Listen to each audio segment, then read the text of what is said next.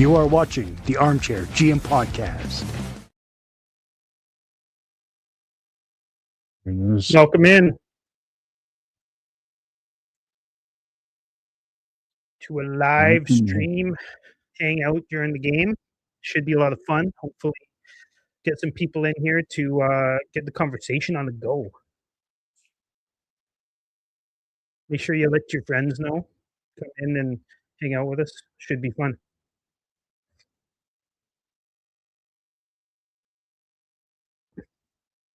You know, I was going to go with the volume low, but if I have to listen to Gene Principe, I'm just going to go with the volume off. Mm-hmm. That's awful. I don't see how we could possibly pull off Santa. I mean, unless it's grease and booze that you're going for a cent. Yeah, for sure. I'm sure he's a great guy. Yeah. Curious how the people who are watching so far, curious what you guys think about how the Flames have been doing lately, and if you're seriously worried about the direction of the team in the long run, or if you're just happy with the wins because you want the team to make a push for the playoffs.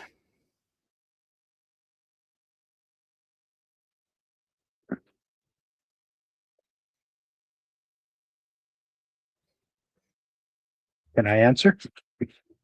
Yeah, you can answer. Hopefully some other people do too. You just left the room for a second there, and I heard Gene Principe I felt like people didn't need to see me blowing my nose. Yeah, that's fair. I heard Gene Principe asking a little kid if they wanted world peace for Christmas, which is,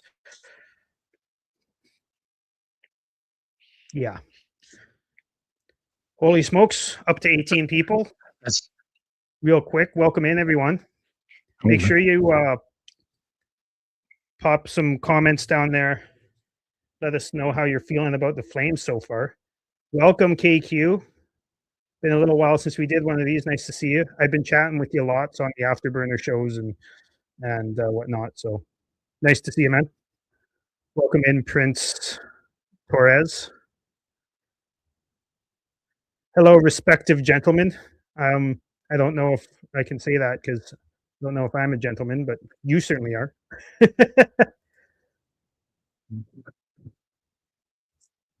Somebody is. It's not Dylan. Or Chris, I guess, really. It comes right down to it. Who is the Flames? Well, they're a hockey team that plays in Calgary most of the time. They think they're good, but they're not. So there's that. Curious how everyone watching feels about how this game is going to end up. Let's see some predictions in the comments.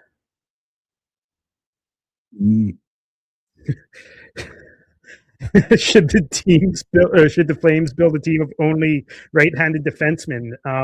Is that E-Wells on Discord? I'm curious because that's fucking hilarious. Yeah, because that's the only prospect depth they have is right-handed defensemen, so they might as well just go for it. Thanks for joining, E-Wells. Nice to see you in here. KQ thinks it's 3-2 us, which would be nice. That's bold. That is bold. I'm thinking more along the lines of as much as I'm on team rebuild, I'm also on team never lose to the Oilers. So I'd like it to be 3-2 us, but I think realistically, the way the Oilers have been playing, I think it's more likely to be like 5-3 for them. That's fair. I feel like the Flames are kind of fired up and they want to go into Christmas break with a good drumming of the Oilers is what I'm thinking. Yeah, I'd like to see that as well. That'll be lots of fun.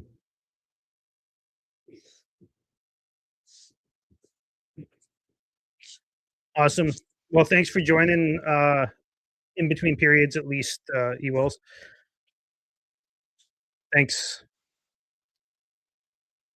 Should be a good game. I'm really excited to see how the Flames come out this game because Mick Draisaitl woke up after a slow start to the season, and they're both just absolutely on a tear right now, especially McDavid. So I'm Yeah. hoping that it's not a blowout, but you never know. Look at that. Team's got a couple of superstars and their building's full. Weird. Don't tell Maloney or Murray. I mean, the Flames don't have any superstars, and we sell out very regularly. So I don't think that's the marker. There hasn't been many sellouts this year, like at all. Well, this year, yeah, that's Yeah. fair. Yeah. Because once again, in the last 10, 15 games, they're playing above their weight class again and just kind of fucking things up. How many pimples will Greasy McDavid have on his face today? Can we do a sideline on that? Yeah, do you have a over under on that, Wills, or just asking us how many? Like, is it over under 12 or 12.5 maybe? 11.5? I'm thinking, I think 9. I think 9's a good number. You know, he's been kind of stressed out for the holidays coming up. Doesn't know if the girlfriend likes what he got her, and he certainly doesn't want to spend time with his family. Yeah. So I'll say 9. I've got $5 on 9, Ethan. If you wanna go in on that. We just have to stop one guy. Mick didn't. Well, yeah. I mean, if you stop McDavid, generally you're gonna at least have a chance against Edmonton. That's for sure. So what you're saying is Backlund's gonna have a long night. Yeah. Lock in that Mangiapane anytime goal. I actually put $1 down today on a Bristevich anytime goal because it was paying like I think it was like $40 or something like that for a $1 in. So and why not? I don't do stuff like that very often, but I was bored. Usually the bets I make are like Coronado shots or Rasmus blocked shots and stuff like that. Stuff that just happens every game. Yeah. The Mangiapane goal or I guess they're in Edmonton, but against the Flames is a good bet. One thing now, I've recently started is he going to do it from his ass? Yeah, yeah. One thing I've recently started doing is when we played the Kings, I do a parry anytime goal because that way I can't be upset if he scores. Right. All right, puck drop. Let's go. Unfortunately, we got to listen to Jack Michaels and Louis DeBrusque today, but that's one thing I like about doing these lives with you, Dylan, is I have mine on mute, so I don't have to listen to any of it, which is nice. It is especially good, when it's the Oiler broadcast, right? Yeah. Well, I've been quite impressed with a few of the young guys recently.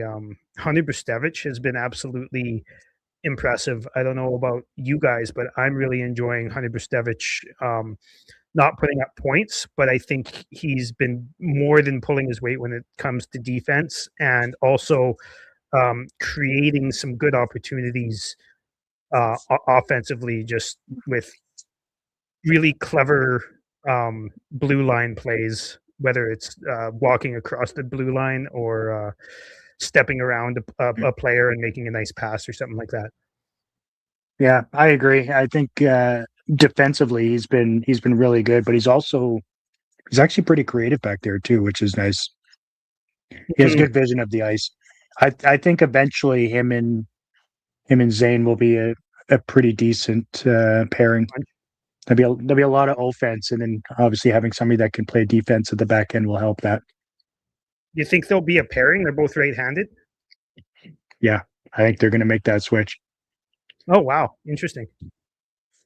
That's a bold prediction right there. Pretty back and I forth can't so far. I can't believe the spinorama didn't work. That it always works. I know, right? It always never works. It works about 3 times a season, and it doesn't work about 80 times a season. Right.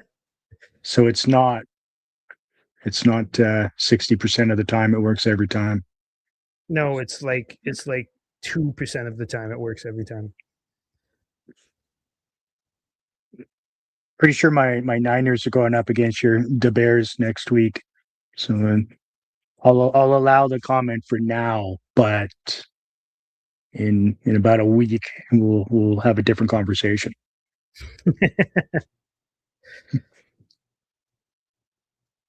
Actually, I might be wrong.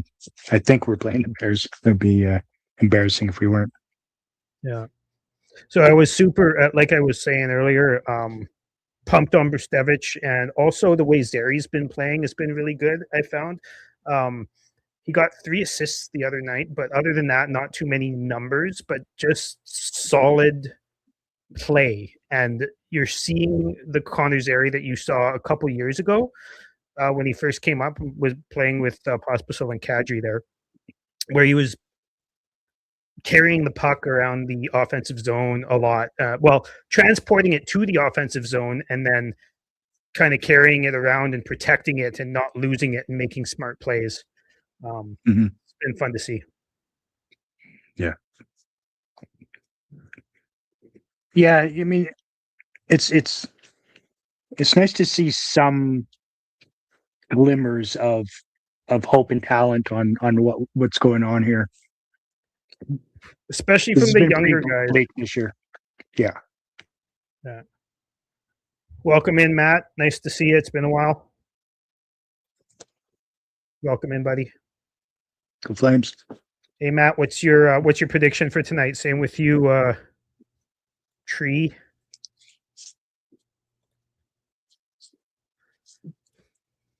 Is that another Aussie name? Trey Rogie?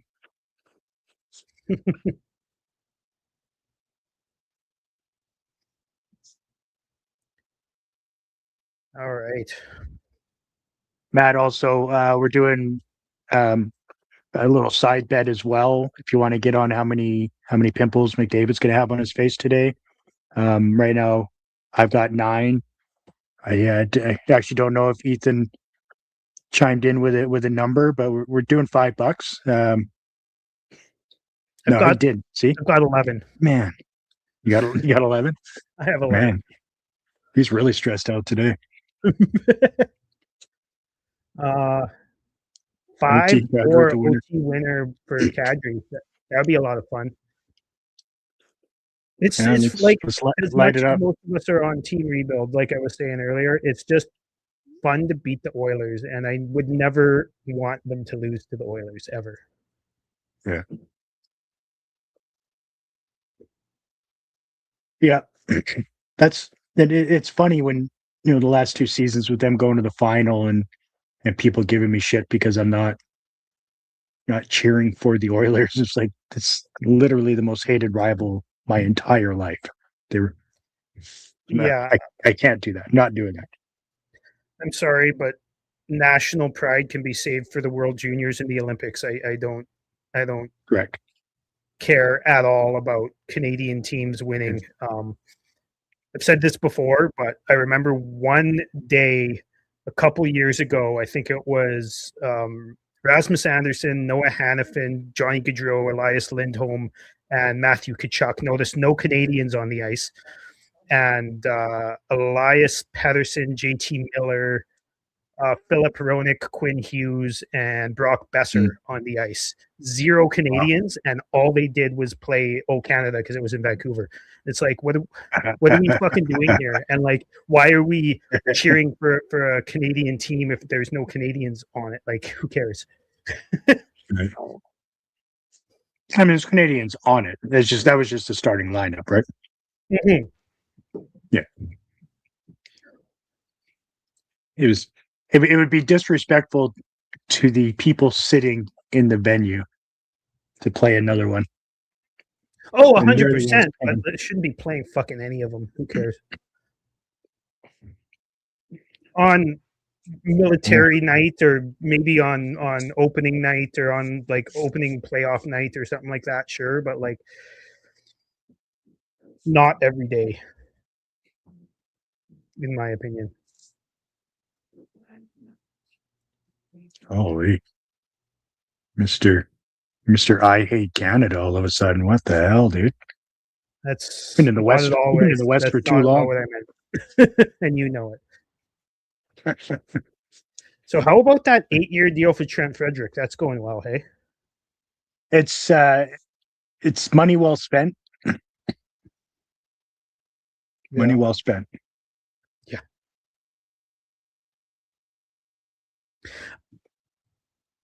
Is there any protection in that? I'm just checking. I'm not sure, actually. I it's not a high risk deal anyways, because it's not much money. It's like it's not the biggest of deal to me.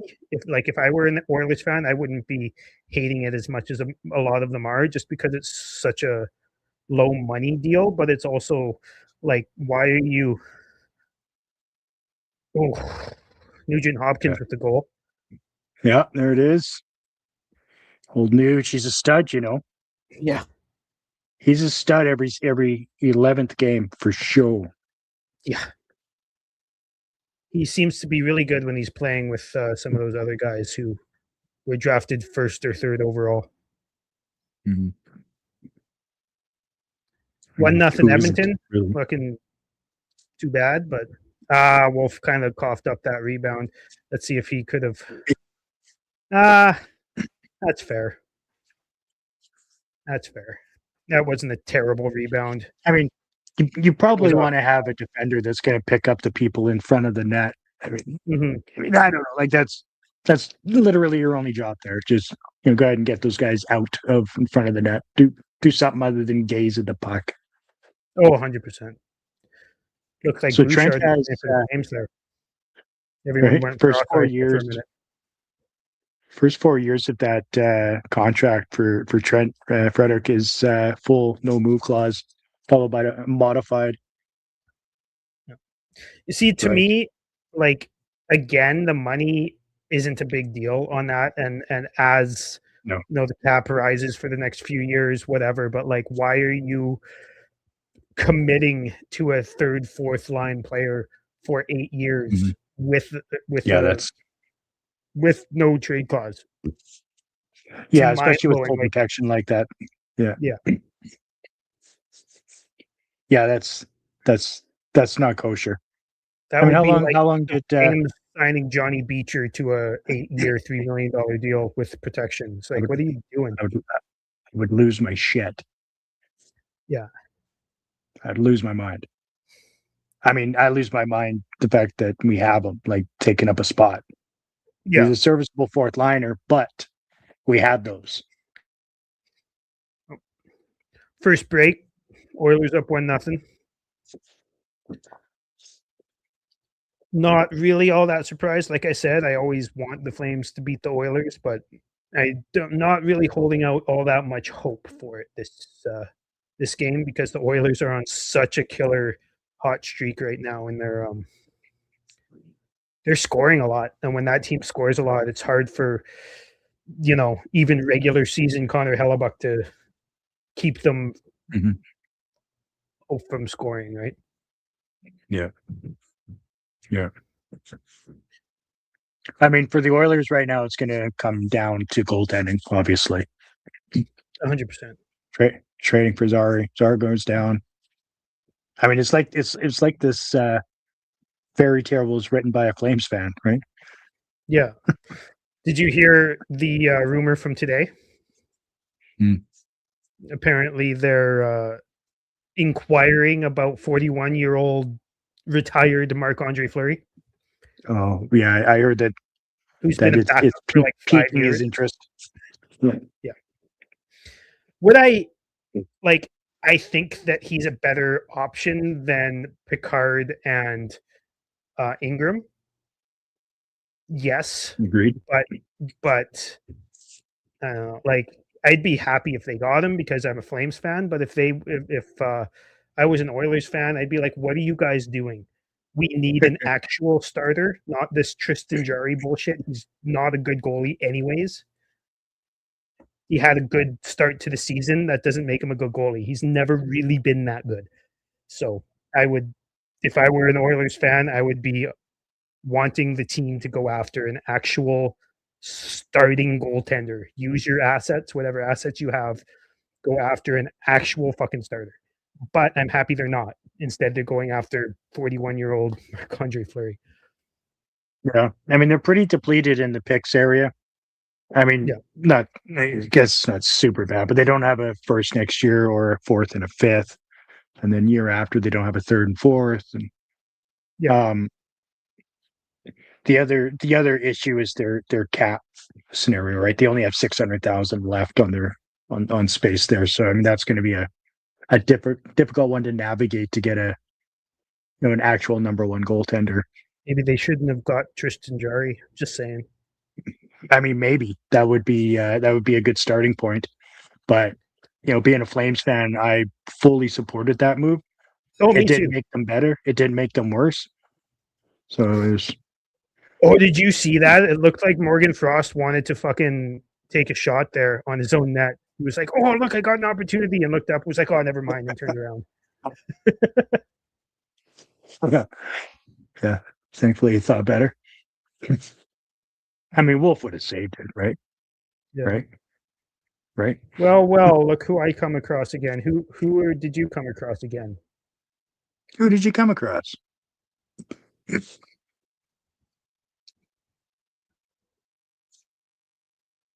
Well, Mr. Bond. Some Again, some Wolf. forward fuck. Go ahead. Just forward pressure would be nice, right? We're able to get in the zone, other than this one obviously being offside, but once we do that, that's it. It's just like chaos. Yeah. These Oilers jerseys are awful, Kyle says, which I actually they're not as bad as their normal jerseys. They're not good, but they're not as bad as their normal jerseys. Honestly, the only Oilers jerseys I've ever seen that I don't think were terrible were like the dark blue oil drop jerseys that they had in like 2007 or something like that. Um, Mm. Something about blue and orange does not do it for me. It looks like somebody barfed on a fucking Ooh, sweater and called it a day. Ooh, nice save there by Wolf. yeah.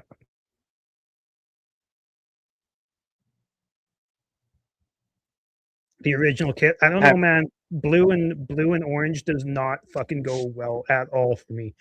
I it's hideous. It's absolutely hideous to me. And that's not just me hating on the Oilers. Like I was saying, their other alternate from like 20 years ago, I actually quite like that jersey. But this one's bad. But nope. their original kit is just awful, in my opinion.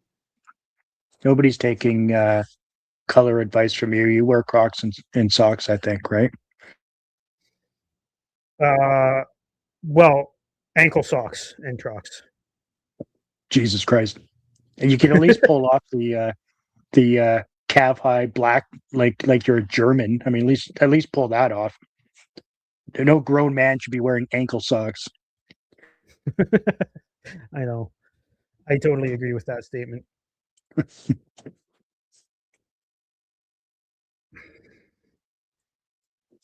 Well, it's been a fun game so far.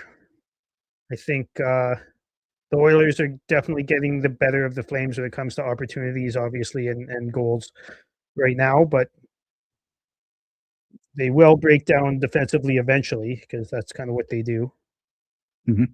I'm expecting this to be a fairly high scoring game. Yeah, well, they'll start double shifting Nurse and Bouchard, and then that'll open things up. Yeah. Or they'll get up a couple and stop putting Draisaitl and McDavid on every second shift, and then that won't work. And Jesus. then they'll put them both on for the same shift every. Yeah, that's kind of what they do. I feel like Ball should have just continued on with what his thought process was there against I Mangiapane and like just that thrown him to too. the ice.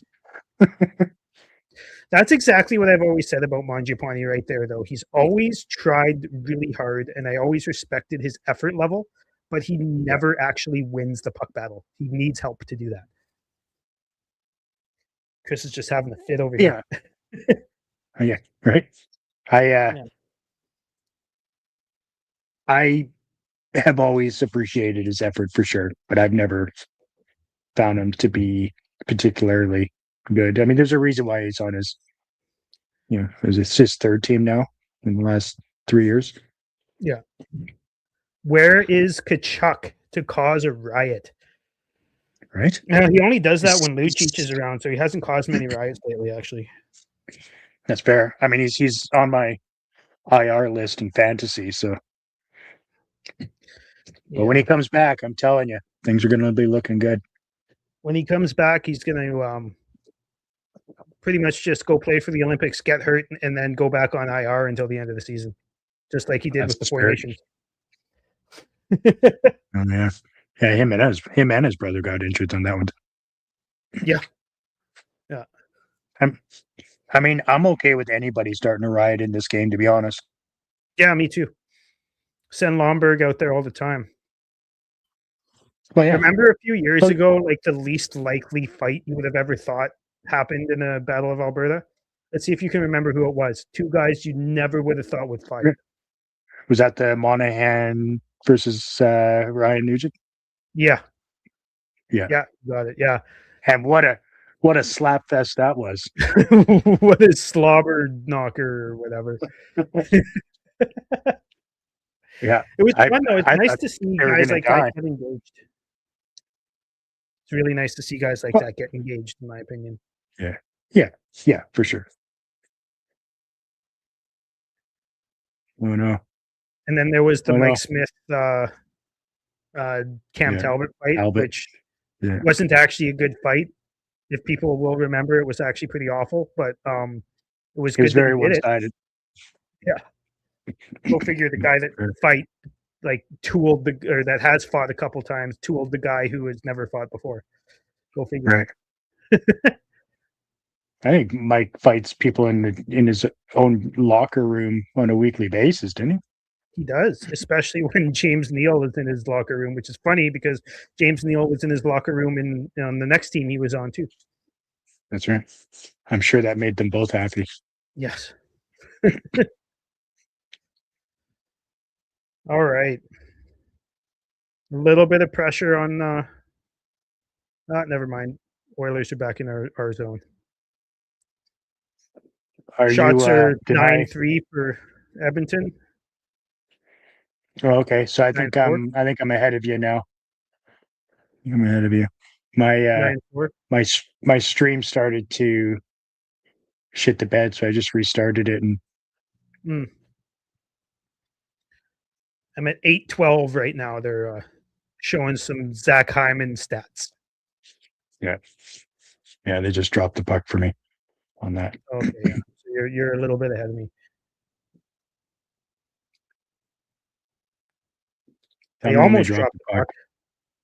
I wish they just dropped the puck instead of not dropping the puck and kicking people out because they moved when they were supposed to drop the puck. Yeah. It's one of those little things that fucking drives me nuts. It's like you keep kicking guys out of the face-off circle because you aren't doing the thing you're supposed to do, which is dropping the puck. Just drop the puck. Yeah, exactly. Yeah. I don't like how this guy's standing. I don't give a shit. Drop the puck. Yeah. Oh no, his stance is too wide. Better restart the draw. Yeah. Just hit him. Just hit him. I don't care. Hit him. 97. I've really him. liked Jan Kuznetsov lately too. Mhm. Wasn't expecting. Not saying he scored a lot or had a lot of offense, but I wasn't expecting the amount that he has had. And what I'm really happy with is how he kind of walks into the middle. McDavid putting on a clinic. There you go. Yeah, how he kind of walks into the middle, kind of sneaks in a little bit, walks into the middle. And oh, what a save! Good save by Wolf. He's already had a couple of them. But yeah, Kuznetsov creates opportunities for himself, which I was not expecting. Just knowing the profile of the player that he was supposed to be, and very much is.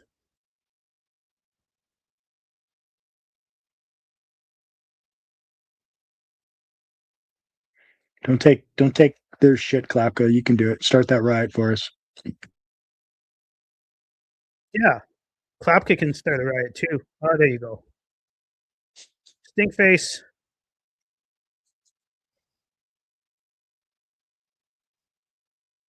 That'd be cool.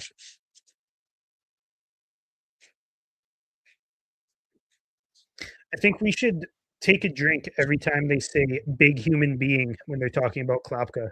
I think we'd be hammered by the end of the first. Should I switch from beer to rum or what? I'm certainly not. You do you. My vacation just ended, so I got to work tomorrow morning. Mine just started. I don't think I'm not going back till the 5th. Oh, that's fucking awesome. Yeah, My I'm pretty excited. The nature of my job is work during the holidays, so Right. which I'm fine with because that's a lot of extra money when it comes to stat holiday pay. All right. Line pass into the middle. Don't do that in our own zone either.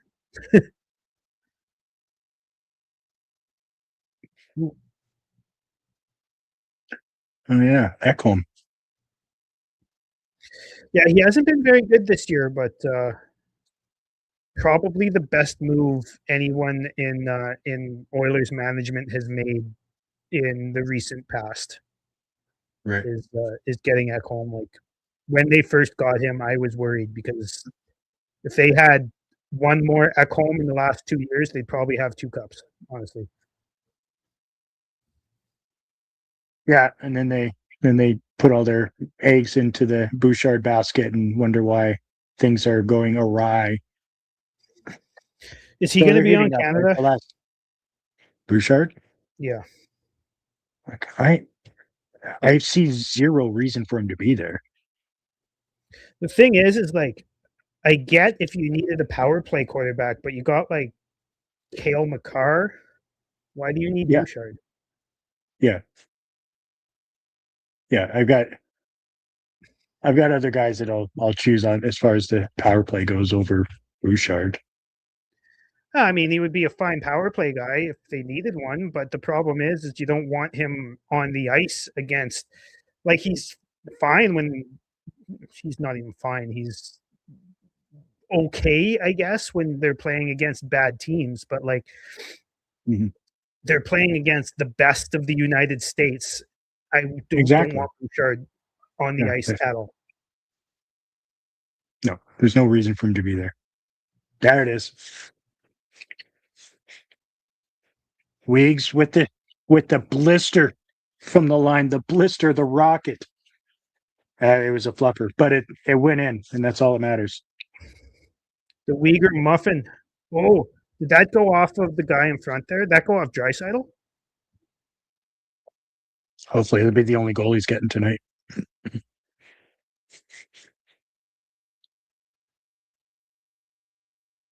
Oh, off Nurse. Attaboy. Well, Thanks, perfect. Nurse. Thanks, buddy. Couldn't happen to a nicer guy. Oh, yeah. I gotta say, it is good to see Connor Ingram back Uh, in the NHL. yeah. I like I like how he moved his body, he positioned his body in a way to to perfectly receive that puck for the deflection. Like that is hockey smarts put on by number 25 there. 100%. I That just is want, and I high know hockey IQ. anyone watching will know that I take any chance I can to talk up Connor's Airy. Um, there was a lot of really good work done behind the net before that goal happened in like the 20 seconds or so before the goal happened from Connor Zary and Michael Backlund. Yeah. Yeah. One of a When do you couple of think the puck highlights. Oilers are going to sell or sign Darnell's sister, so they actually have somebody that can play defense? Isn't she a forward? I thought she was a forward. I Yeah, I mean, think she she's a probably forward, still actually. play better defense. Right, exactly. Yeah. I mean, in Nurse's defense, he is a better defender than Bouchard, but he's not a better defender than his sister. Yeah. I mean, it's a good I with mean, bad. to be fair, she's like one of the best hockey players, women's hockey players on planet Earth. So, um, you'd hope she plays better defense than her brother because he sucks. Right. And honestly, I've said it before and I'll say it again. It's like he's not the best, but it's not even that Darnell Nurse is an awful defenseman. It's that he's a $6 million guy or a $5.5 million guy getting paid 9.5, and they did that willingly. Like, Oh yeah, that was just an awful deal, and it has been the whole time. Right? Everybody knew it. With 4 more years after this season, which is so good. Holy shit, that's awful. And the next this year and next year is a full no move, and then he's got a modified no trade and a no move.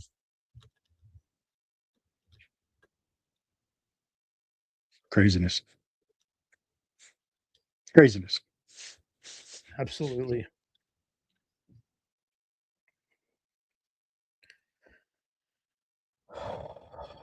Yeah, good game so far. Nice to see a little bit of finish. Yeah, I'm not sure if I'd call that finish. Kind of a lucky bounce, but nice little Uyghur muffin. Haven't seen too many of those this year, so you're probably Yeah. excited. He's on your fantasy team, isn't he? Yeah, he is. You can't score goals unless you get the puck to the net, right? Yeah. And that's just hockey 101. Obviously, you need to pick your chances and opportunities to do it, but I mean, you're only going to be a better team with the puck, 5 feet from the net at all times, right? The Yeah. perimeter stuff just it doesn't cut it, right? Never has. I'm curious if Zary hadn't have been standing where he was, if Nurse would have not been right there. You know what I mean? Right. Maybe I'm trying to reach too hard on saying Zary's playing well, but Right. I do think he's been playing well for the past few weeks, pretty much ever since he's been put on that line with Backlund and Coleman, which is shocking to literally nobody. I mean, it's shocking to a lot of people, which shocks me. Like the amount Is of it people that just outright just want Backlund gone because they think we can just trade him and we get a first for it or something. But he has done this with every player willing to put in effort and learn. He has done this with every one of them. All the young guys that he's played with, right? The Flames have developed guys not because they're good at developing guys, but because Backlund is good at developing guys. Right. Mangiapane, Kachuk. I mean, Frolik wasn't exactly a development project, but he was pretty awful on any line that you put him on, except for the Backlund line. Oh, what a save by Ingram! Zary seems to be doing good on that line. Coronado played on that line really well last year, and yeah.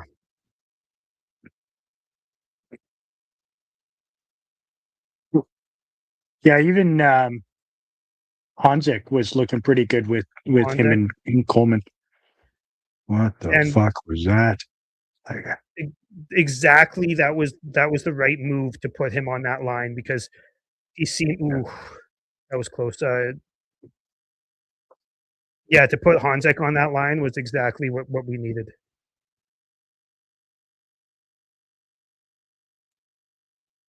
list of chores. My condolences, Matt. Was that a penalty shot for McDavid? Was that McDavid? Yeah. Mm-hmm. Okay. But no, Backlund They've or been doing that, eh? Rasmus is in the net. Yeah. It's Christmas Eve over here, and my wife has a list of Yeah. chores. Well, thanks for coming on, Matt. Yeah, thanks for coming on, Matt. Merry Christmas to you and your family, and we'll we'll we'll chat some more in the in between Christmas and New Year's. Hopefully, we'll get going on another live here shortly. It'll be fun. Raz with the baseball slash. Yeah, not a very great penalty, but I mean, most defenders in that situation just watch him go by. At least he did something. yeah. Yeah, I mean, it wasn't the right decision clearly, but at least he did something. Most of them just sit there and stare. I remember a couple years ago there was this highlight reel goal going Oh, around from McDavid where he danced through all of the Rangers. And it was like everyone's like, this is the best goal of the century. And I'm like, five guys stood there and did nothing. They didn't even like, ooh, nothing. what a shot. Ooh, was that a goal? No, I thought it was. I think it went off the net or Crossbar? off the post. Ooh. But yeah, you Let's see remember where that it hit. goal McDavid scored where he danced around, well, so-called danced around all the Rangers, It's and not. everyone's like, "Oh, It's that's the not best dancing goal ever." around. But like the Rangers all stood there and did nothing, except for the very last guy who like did a half-assed fucking whip at the puck Right? after Yeah. McDavid had already passed him. It's like, why are we Yeah. It's not. saying that It's not McDavid dancing did around, nothing? guys. When five guys just opened a lane for you and watched you go by, like Yeah, they made zero effort to even contain him in any capacity. They were just as much of a fan of the play as everybody else in the building. Essentially, is what happened there. yeah. Okay. I mean, Wolf's so far 1 on 13 shots. Pretty good. Mm-hmm. Your buddy says Merry Christmas from Amanda and Yep. himself. It's Steve. Amanda's my cousin. Well, Merry Christmas, Merry Steve. Christmas to you as well. Chris says Calgary played well in Edmonton recently. They used to get destroyed. They have been getting destroyed too. It's just less obvious because there's a goaltender that isn't awful. Yeah, it's still one sided on as far as the play is concerned, but having a competent goaltender in there will always It helps. soften the blow a little bit, right? Yeah. And I also find that the team gets up a little bit more, like even though it's not, you know, the play has been very clearly on Edmonton's side today. Mhm. Nobody's not engaged, right? Like, Yeah. I did a recording yesterday with Robert Munich. You guys will get to watch that in a couple days' time here. But we were talking a little bit about Sharon Govich and his engagement lately, not specifically his you know production or his or his points That was or gross. anything like that, but his actual like just give a fuck level. And I found it interesting. Robert actually didn't seem to think that Sharon Govich has been playing very well lately, but I've seen so much more engagement than from him than I've ever seen before. Yeah, his engagement has been high, and he's been playing way better than he did at the beginning of the season for sure. Oh, I'd say it's his best hockey he's played, like outside of just shooting the puck that first year. I think Mhm. actual like Yeah, 200 actual point hockey. game. It's yeah. Yeah, Yeah. yeah, I agree. Yeah, Of he's course, actually Draisaitl winning with the empty battles. net, basically. Yeah.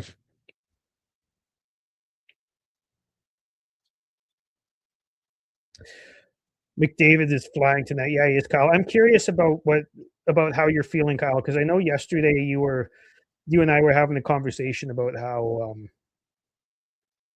you're super worried about how mid this team is and how they're going to play themselves back into the you know 15th overall pick, 16th overall pick type of area. But you seem to be a little bit less frustrated these days or today. So I'm curious how you're feeling.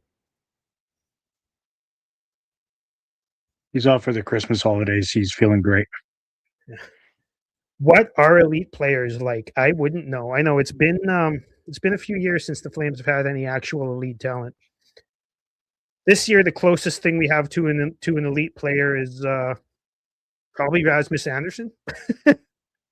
Jesus, Yeah. calm down. No, I'm not even I mean, kidding, man. I think he's like ninth in defenseman points, and he's a mhm. plus on this team. Like he's actually been really fucking good this year.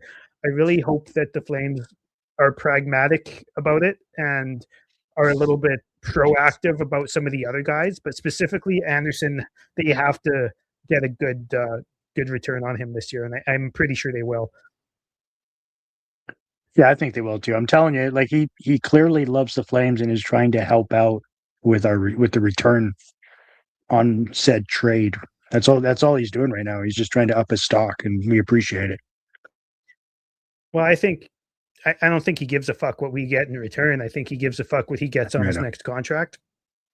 Correct. But also, Correct. did you end up watching that whole after hours segment with him the other night? No, I watched a bunch of clips on it. The by the time I got to it, it was already long gone on the replay. Fair enough.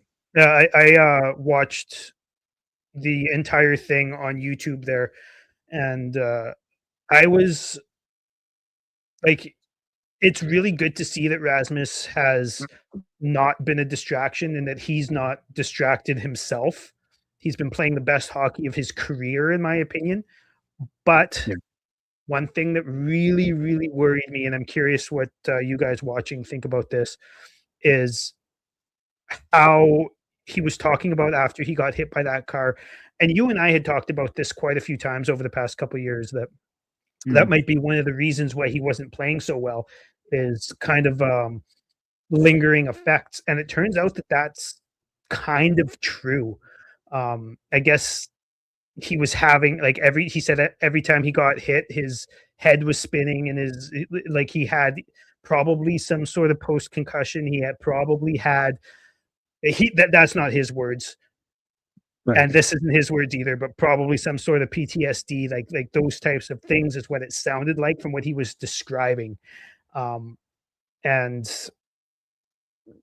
I mean, I'm worried that the Flames, if the Flames knew that, I'm worried that they wouldn't have done something to give him some time to recover from that. Um, and I know that they have done stuff like that, maybe not with head stuff like that, but when it comes to Sean Monahan a couple years ago with his wrists and his hips and him actually just being awful for about a year and a half, and yeah. then paying a first round pick to get rid of him instead of actually giving him the time to recover. And since then, he's been a pretty good player. So, you know, I'm worried about the Flames doctors, which I didn't think I was going to say, honestly. Well, the Flames doctors plus the NHL doctors, right? Like things have to be reported.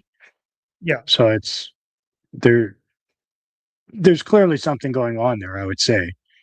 I mean, Rasmus isn't the first guy to have a scenario like that on this organization in the last 10 years. So Yeah.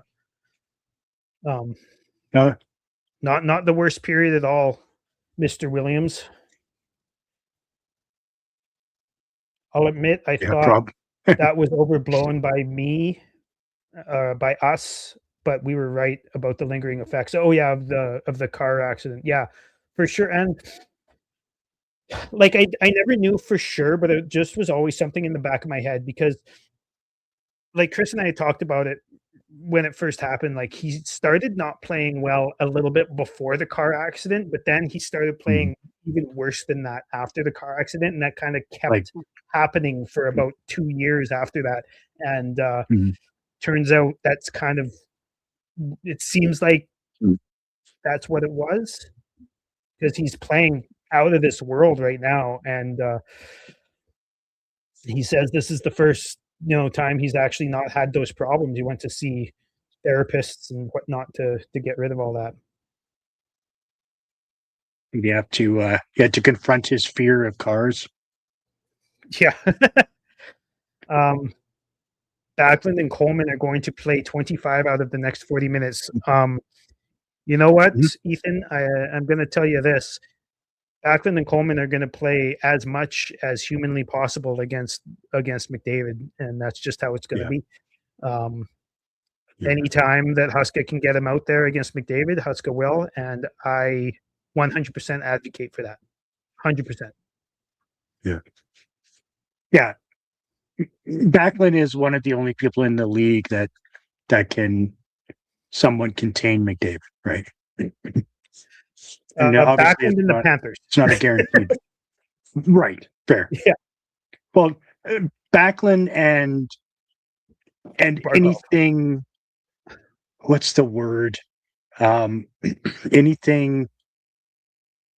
God, how am I losing the word on this? Anything where the stakes are on the line, right? Like, you're just always going to be a loser if you can't elevate your game in the finals. Like sure, the Panthers have done well containing, but he's supposed to be the best player on planet, so figure it out. You've had two runs at it and you can't figure it out. Like, fuck, I don't know. Yeah. That's what I call a loser mentality. Yeah. And it's always somebody else's fault. And scream crying at your teammates in the dressing room. Right. Pathetic. Truly. That's real leadership from your captain, right? Don't need to see Farabee and Beecher against their PP1 again. I don't really need to see Farabee and Beecher ever again, to be honest. I have less of a grudge against Beecher than most of the Flames fans do, because I realize what his role is, and he's not awful at it. He's not a good player, but he's not awful at his role, in my opinion. But there's no reason for him. What's that? I don't have a grudge against him. I just see no reason for him to be here. Yeah, I agree. And same with Farabee. Like, unless Coleman gets traded, I don't see a reason for Farabee to be here. He's been fine. He's been pretty good the past few weeks. But he's just the guy, as Ethan Williams here says, and he would know because he's in the Discord with us. Kent Williams says that Kent Wilson says that all the time about pretty much everyone on their team. He's just the guy, because that's all we have is just guys. Well, that's right. Like the people that get emotionally attached to players, to me, it blows me away, to be honest with you. Right? Like I cheer for that crest on the front of the jersey, not the nameplate on the back. Yeah. So, I mean, it's a business, and you're only trying to improve your franchise, and there's only one way to do that, and that is to cycle through players until you find the right players. And I feel like they've given enough period of time to elapse to pull the shoot on a few of them. McDavid is a choker, McChoker. We got all sorts of McDavid hate in the comments section right now. I mean, don't dislike that at all. That's craziness in a Flames hosted podcast. I know, right? Keep it up, fellas. Keep it up. All right. Hey, I'm gonna be right back. I'm gonna run and grab a beer. Okay, you run and grab a beer. I'm gonna put up our little background here. Right, where is it? Yeah. Okay. Be right back, guys. Real quick.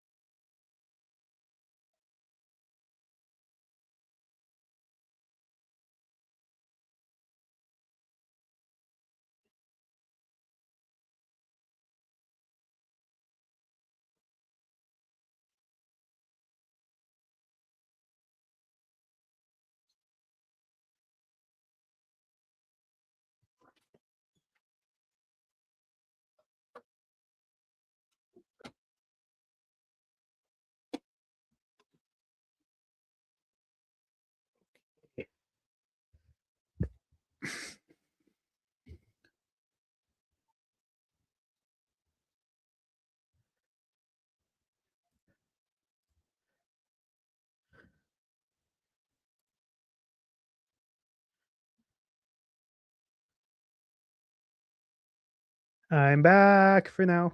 I'm sure Chris will be back in a minute or two. Nothing quite as entertaining as Gene Principe trying to talk to children. Ugh.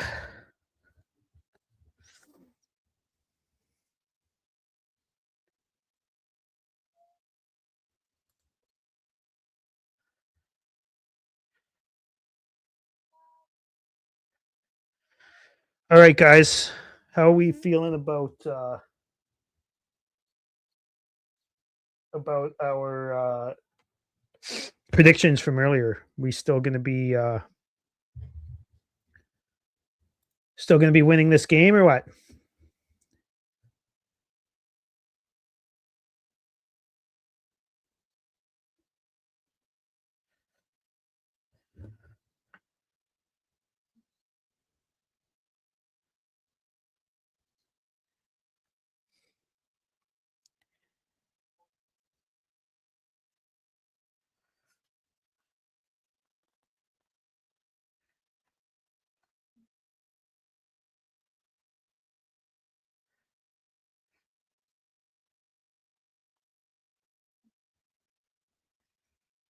Oh my god, Gene, why are you fucking you don't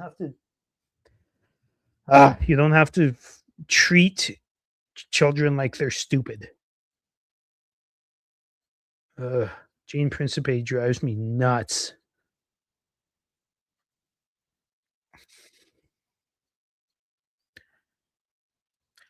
All right. Game should be starting soon. Well, second period should be starting soon. Nice to see Uyghur get on the board, though.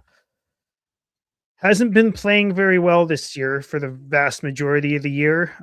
Been playing a little bit better of late, but still not great, honestly. So it's nice to see him put up a couple of points here lately. Hopefully, he keeps it going.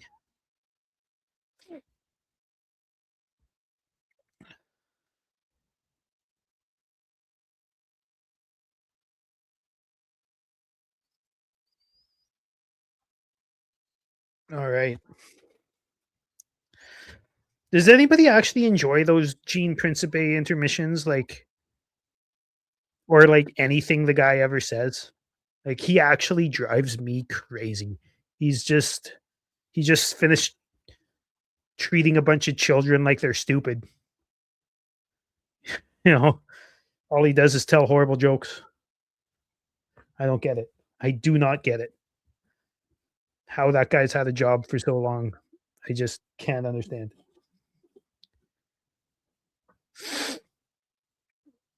Well, cheers, everybody. Hopefully, the Flames can get back into this one.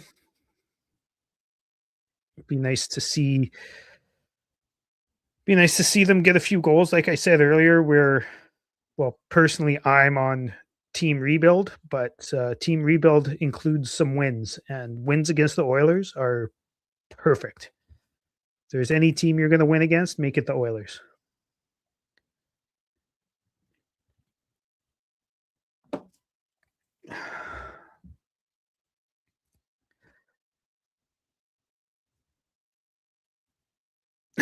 All right.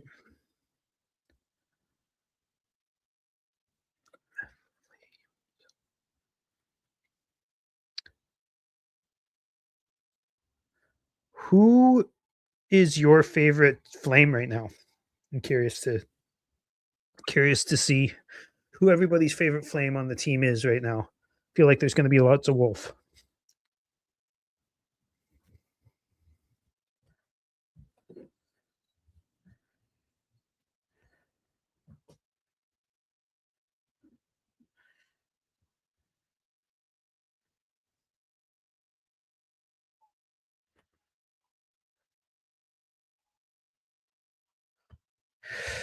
All right. Puck drop should be in a minute or two here. Let's get back into it.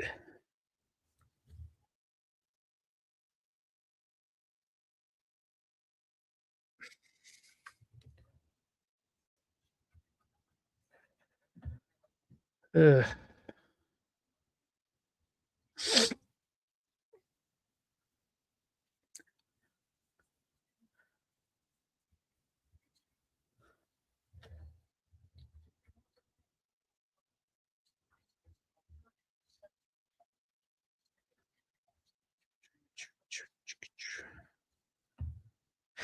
I'm gonna give Eric Francis a little bit of credit here because I'm not a fan of the guy. In fact, I just straight up dislike him most of the time. But he's had a few good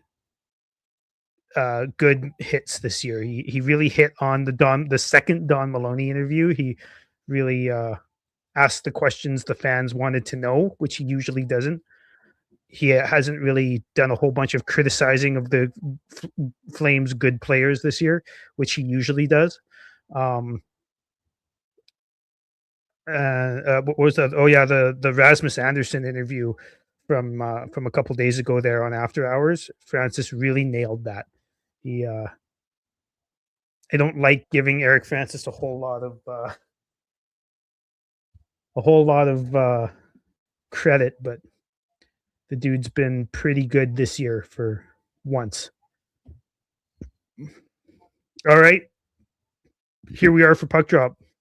Chris is back. Puck drop. Wait a minute. Puck drop.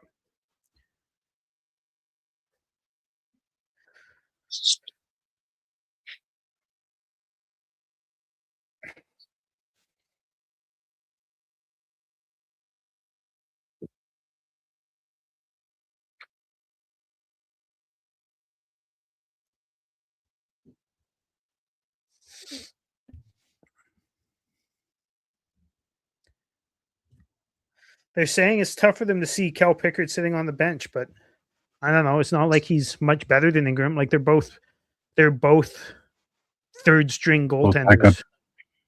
Yeah, they're both backups, right? Like, why is it tough? Yeah.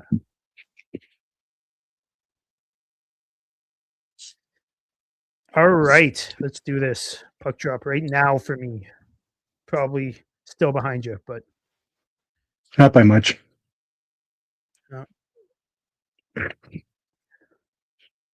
And I was thinking about what you said earlier. Blake Coleman Michael Backlund is 100% one of the only players that can shut down McDavid in the league. And I'm not saying he does it all the time because he doesn't. Nobody does it all the time. But he's one of the only people who has done it a few times. And he has done it a few times. Yeah, he's the only one that's ever done it with consistency. Like, I don't even know if it's consistency. Nobody can do that with consistency, in my opinion.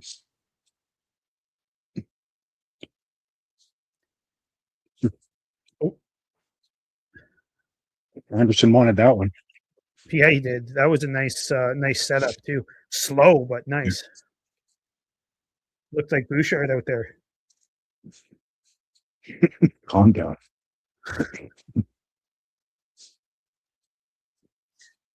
Ooh, is this a penalty?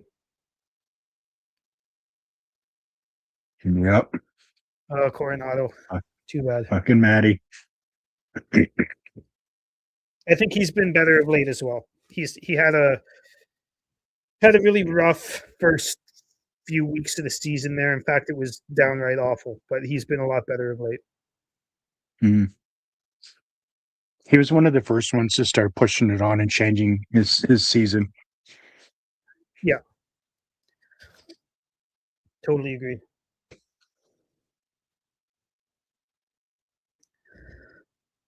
Oddly enough, when a goal scorer starts scoring goals, he gets him a little more engaged in the game, and he starts playing a bit better. 100%. Strange, I know. Go figure. Yeah. Not even that, but like sometimes it's not even about when an offensive player starts producing, but like remember last year when Huberdeau first started playing better. I'm not going to say he was great, but when he first started playing better than he's played in a little while, he had mentioned that a lot of it was because he got on the penalty kill. He said he just was getting more touches and was being forced to be more responsible with the puck. Oh, Draisaitl again. That was not good goaltending by Wolfie on that one. Nope. I mean that play was set up like it was an obvious play coming. Oh yeah, it was definitely a nice setup right there. Yeah, yeah, he was in too far. But I mean, obviously, you gotta play close to the post with McDavid on the side like that, right? But Yeah, with Wolf's size, he's at a disadvantage on those plays. honestly, Anderson was doing the right thing. He was tying up his man in front of the net. Mhm. But yeah, Draisaitl just went in and up. Shocking news. It's never happened before. Probably Yeah, won't ever McDavid happen to again. Draisaitl on the power play. Yeah, Wait a minute, it's the second time tonight. yeah, I guess McDavid was a secondary assist on the first one, but yeah.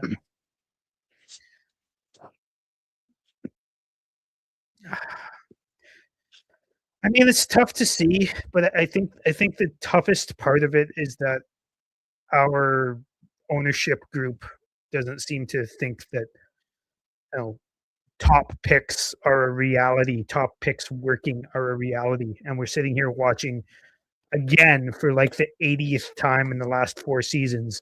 McDavid and Draisaitl just ruin us. Mhm. Yeah, Now, is every guy going to be McDavid? No. Is every guy going to be Draisaitl? No. But you're a lot more likely to get those guys in the first few picks than you are by drafting fucking 14th or 16th or 18th. yeah, exactly. To those watching, are you team rebuild or team tank or team make the playoffs this year or what? Or team 16th place, 15th place. Nah, 17th place. Yeah, 17th 17th place. place. The worst place to be in the league. Yeah, ninth in the West, baby. You're making me want to drink more, Chris. Tank commander. No, the Flames make you want to drink more. I just encourage it. That is true. I know Kyle feels the same way. Tank Commander Kyle is so back. It's good to have you back, I've buddy. really enjoyed I, I've really enjoyed Kyle of late. He goes back and forth every time the Flames have a win or a loss. He's, oh no, it's the end of the world. The Flames won, and now they're going to be mid again. And then they lose, and he's like, "Oh yeah, I'm so back." It's been quite entertaining. is that a crack at Matt? No, he does the same thing Matt does. He just flips out about it less. He's more calm and collected about it, whereas Matt just flips out about it. He does. He goes off. It's been fun to watch, actually. Yeah, When he gets going there, and I miss a few, miss a couple hours in the chat. It takes like 30 minutes to read all his rant. It's great, yeah. right? Kyle is a glass case of emotion when it comes to the Flames this year. I'm just trying to chill, man. Like, here's the thing for those of us who are team rebuild, like the Flames are last time I checked in 29th or 28th place. They're um 2 points out of the first overall pick or first in the draft lottery odds. They're Right. played more games than all of those teams except for Vancouver, who's been on a roll. I just don't understand why people are freaking out over the us being mid again when we're like literally 2 points out of being last fucking place. I don't get it. Well, we're 2 points out of being last. Plus, you have to like those are the people that it's McKenna or bust, right? We, Not really thinking about the other two that'll likely be in the top three that are all three are going to be well, franchise changers. I I'd think. say I agree with you, and I know that Kyle's doing well today, but yesterday he wasn't because he didn't think we were going to pick top five, and Fair. here we are. Like again, you're right. Like it's not just about McKenna. Tynan Lawrence is going to be a really good center, in my opinion. Mhm. Ivar Stenberg is going to be a superstar. Like there's some good players in the top five. There's some good players in Yeah. the top 10. We don't need the first overall pick. Do we want it? Absolutely, we want the first overall pick. But Yeah. a rebuild doesn't require a first overall pick. It requires multiple top 5, top 10 picks, in my opinion. I mean, honestly, watching Celebrini just undress us, a week or two ago, Yeah. I can see why people want that first overall. Like that was insane. Like that kid is a And stud. Bedard a couple weeks before that, or a week before That's that right. as well. And McDavid, Yeah. like every 20th game of the season every year. And, you know, Like he's almost getting past his prime, for God's sake. He's gonna yeah, miss his window. well, he's the one that signed with the Oilers, though. To be fair to him, and like a lot of Flames fans are like, "Oh, look at the Oilers. This is why we can't rebuild." And I'm like, "Well, the Oilers have made back-to-back Cup finals, and they expect to be in the Cup finals every year. Wouldn't that be Yeah. nice instead of us having players who are like, oh, we just want to get back to 500 and then see where it goes from there, and Right. and coaches who are like praising getting close to 500? Like, how about instead of that, we spend a couple years in the bottom and get these players and build a team. Ooh, It's holy Backlund smoke! giving it Jackson has been so good this year, right. especially the You see last like that? 3 weeks. Yeah, You see that? Like McDavid coming up the ice.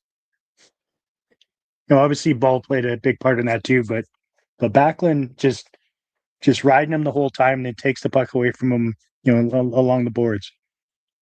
He's just so right after calm going about on a it too. breakaway himself, like Backlund split Yeah, the D and then got back yeah, on defense and broke up that play. Like, fuck. yeah, yeah. And Backlund has that's been so those, good lately. those are the situations that the fan base does not give Backlund enough credit for. Yeah.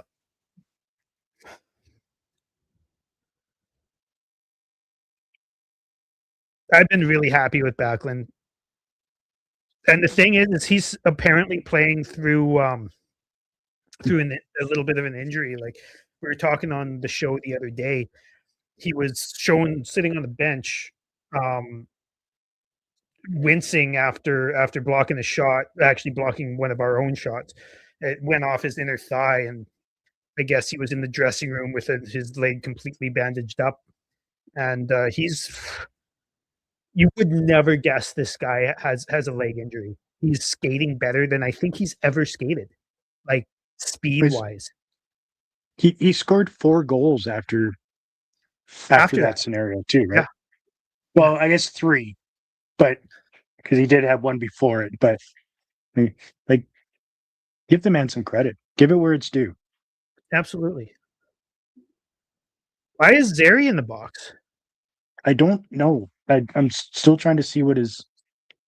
Why is it 4-4? I think they called. Well, there was hooking and slashing, right? Oh, was So it a hook and a it's very slash? confusing. Yeah, that's what I think. That's what they called. I thought it was going to be ball going. Mm-hmm. Huh. Jesus, Right. Well, I'd rather Anderson. 4-on-4 than what's that? Anderson turning around in a shot scenario. Though in his defense, he had both Draisaitl and McDavid potentially coming up and behind him. So And I can and understand that, why he turned around to play did not defense. go in. So that would have been a lot easier for McDavid and Draisaitl had Anderson not been back on D there. Mm-hmm. So full credit to him. Yeah. Yeah.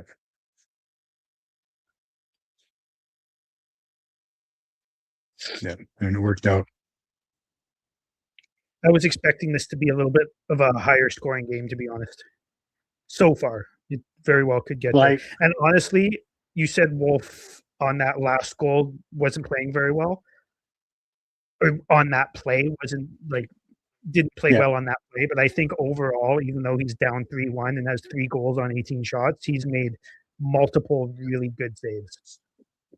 Yeah, no, for sure he has. And I mean, obviously, there's a reason why the McDavid Draisaitl duo on the power play have put the Oilers into first place on the power play, right?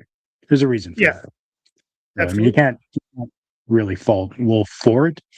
Yeah, It's just he just didn't play that situation well. yeah. Like those But I mean, guys, other than that, they played it really well. multiple NHL records for power play points, I Mhm. believe, or power play goals or something like. I can't remember exactly, but a couple of years ago they set NHL records for power play. Apparently, this ref is soft. I Just kind of something. agree. I still don't see what Is he happened with getting up? He's Barry. getting tossed. He's getting tossed. Uyghur's getting tossed. Yeah. Oh my god! What the fuck? For what? You called me a bad name. Fucking weak motherfucker. That's That is brutal. super fucking weak. That's not okay. All he did was tap his fucking stick on the glass a couple times. That's unreal. What's McDavid yelling at him about? That's bullshit. Fucking For that. leave the ref alone if he's on your side clearly. Like, what are you doing? Unless he's for some reason being like, "Oh no, he shouldn't have done that. Bring him back."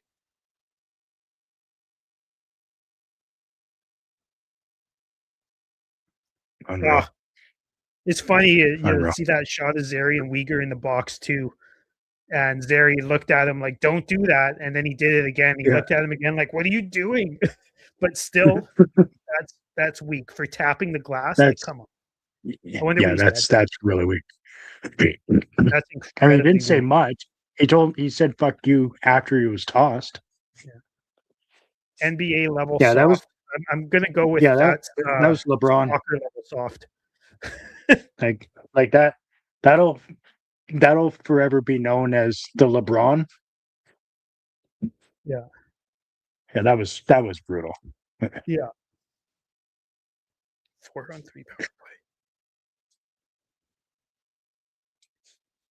4-on-3 is a tough one because that's a lot of ice for these guys. Yeah, they're doing okay though.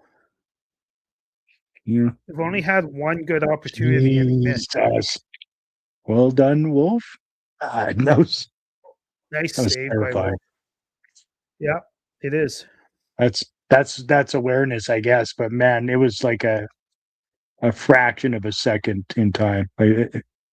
Any more delay on that, and that was going in off his pads and in. Off his back, yeah. Off his leg. Oh,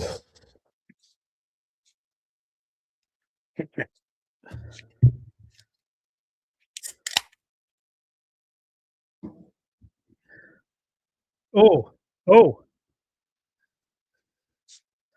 There we go. Back to All right, four boys. on. Oh no, it's a power play still. Yeah. Oh right, because But they now it's both a went power play. to the. Yeah, because it was 4-on-4 before that Yeah, for a minute, for a little over a minute, yeah. or a little under a minute, whatever the hell.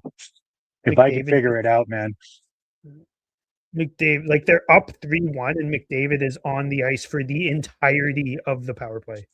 Like, Yeah. why? That's how much they need this game, right? Yeah.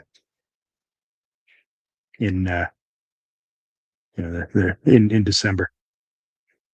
Be interested to see if he does ever go to a different team. Like, obviously, it's not going to be for another year or two if it does happen. But if he ever does go Mhm. to another team that has a little bit of depth already, how that if he went to Carolina, how would Brindamore, the guy who doesn't play anybody 20 minutes, play him? Yeah, he would have Right? to, Like, right? He, Brindamore would lose his job if he's limiting McDavid's ice. that was a nice read on that Hyman opportunity by Wolf. Nice. Oh,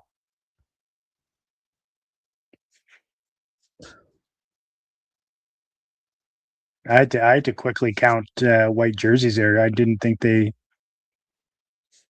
only had 5 on the ice there. That was pretty crazy when Nurse came in. Look at this. Fucking yeah. Dude, Wolf has Oh, been like, oh my god, that yeah, he whole was not. sequence that like it was like a full minute of Wolf. I don't know if you were just watching the shots, but the way his cross crease movement Yeah, still I was watching him a lot. to like it still amazes me to this day, his cross crease movement, and I've been watching it for a couple years now.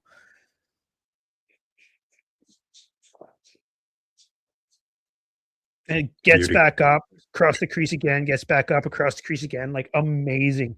Wolf completely hung out to dry, like Kyle said. But like I said earlier, man, he led in that one. I don't even think it was weak. Like you were saying, you thought that he probably should have had that, but like that's Leon Draisaitl in front of the net alone. Like, you know, like from McDavid. Like, Yeah. um, could he have had it? Yeah, it was a Sure. nice Should he have shot, but had it? I don't know about that. But he's yeah. been fucking really good in my opinion. Well, I think in that scenario, it's exactly what you were just referencing is his ability to go side to side. Yeah. And he didn't do that in that play.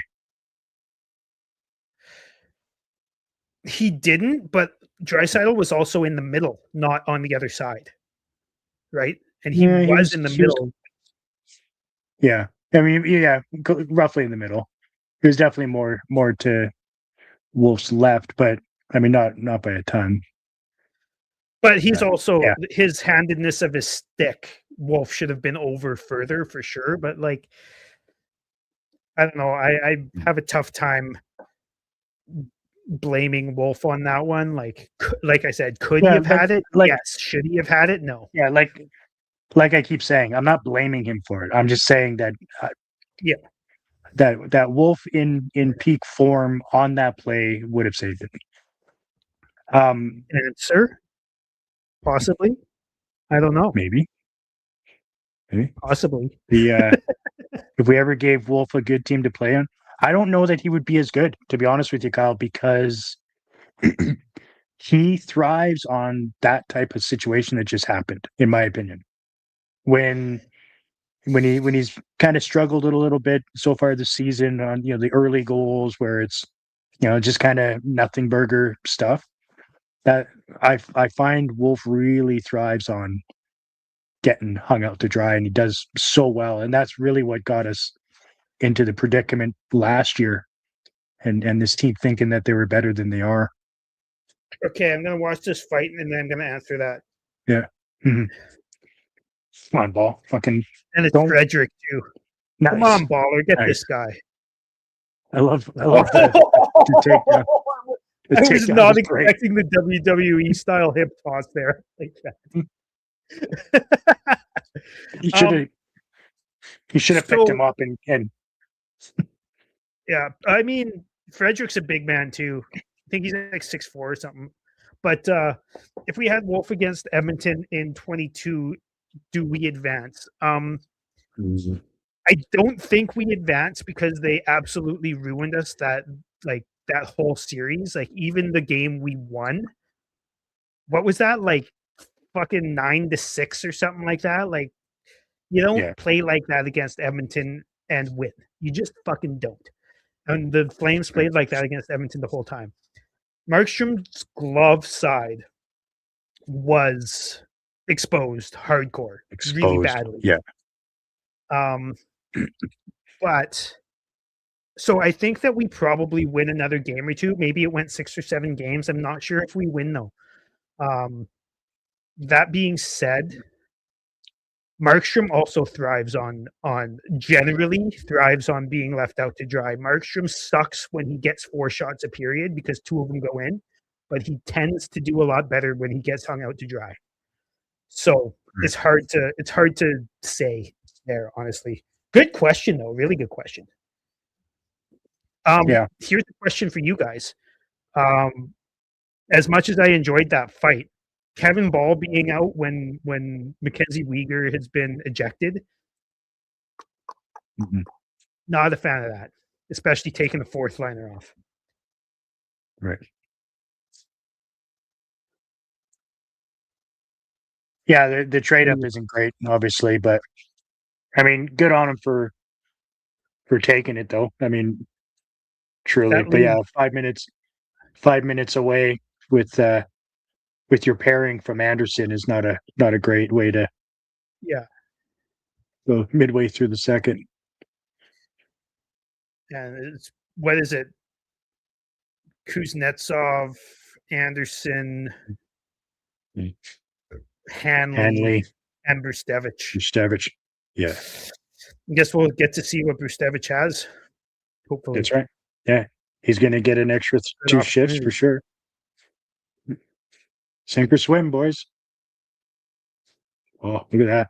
See, now this is why I thought at this point that we would be sitting at least 2 or 3 goals because Oilers are playing two third string goaltenders and we're still struggling to score. Well, we're struggling to get any opportunities because I don't think Ingram's like made all that many good saves. Maybe a couple, but like the Flames He's just just aren't. made saves. Yeah. Yeah. Um, I mean, we've got 12 shots through half the game, right? That's not that many. Mhm. Yeah. Maybe like 2 or 3 high quality shots. Like, yeah, Well, especially with the shot totals that we've had in the last little while, which again, the Flames have this knack of inflating stats like that with their shot totals that mean nothing because they're just shooting at the crest, nothing high yeah. danger. The Backlund special, although he's been a lot better lately. Clap. Ooh, I hope that's not a penalty. Okay, good. It's I not. mean, which one? They're taking out Mangiapane from behind. Yeah, I mean, that was just a size mismatch, and they're like, "Well, it's Mangiapane. Of course, he went down." yeah. I mean, Mangiapane doesn't even need somebody around him to go down. He just kind of does it himself usually. Yeah, they probably thought that Klapka was going to hit him, but didn't, and Mangiapane just went down. And Yeah. See, like it looks like the Oilers are on a power play and they're not.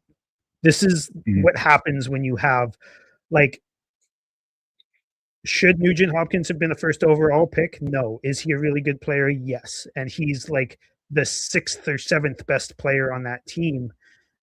Right. And we might have one guy as good as him. You know what I mean? It's sad. Yeah.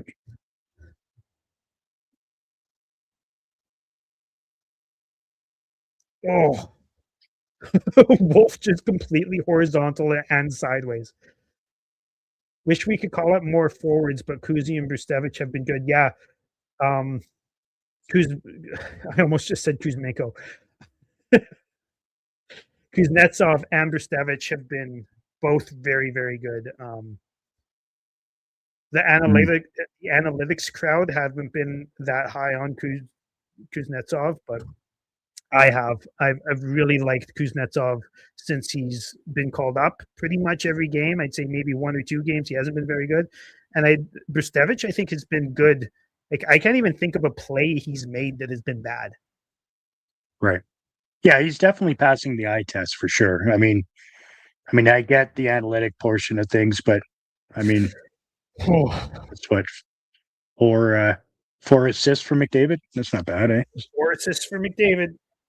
Good thing I have him on one of my teams. Jesus, Yeah, I was my gonna say, guess I'll check my fantasy, see what's going on there. Jesus, he's got eight feel eight bad for Wolf thirty there. so And like, far.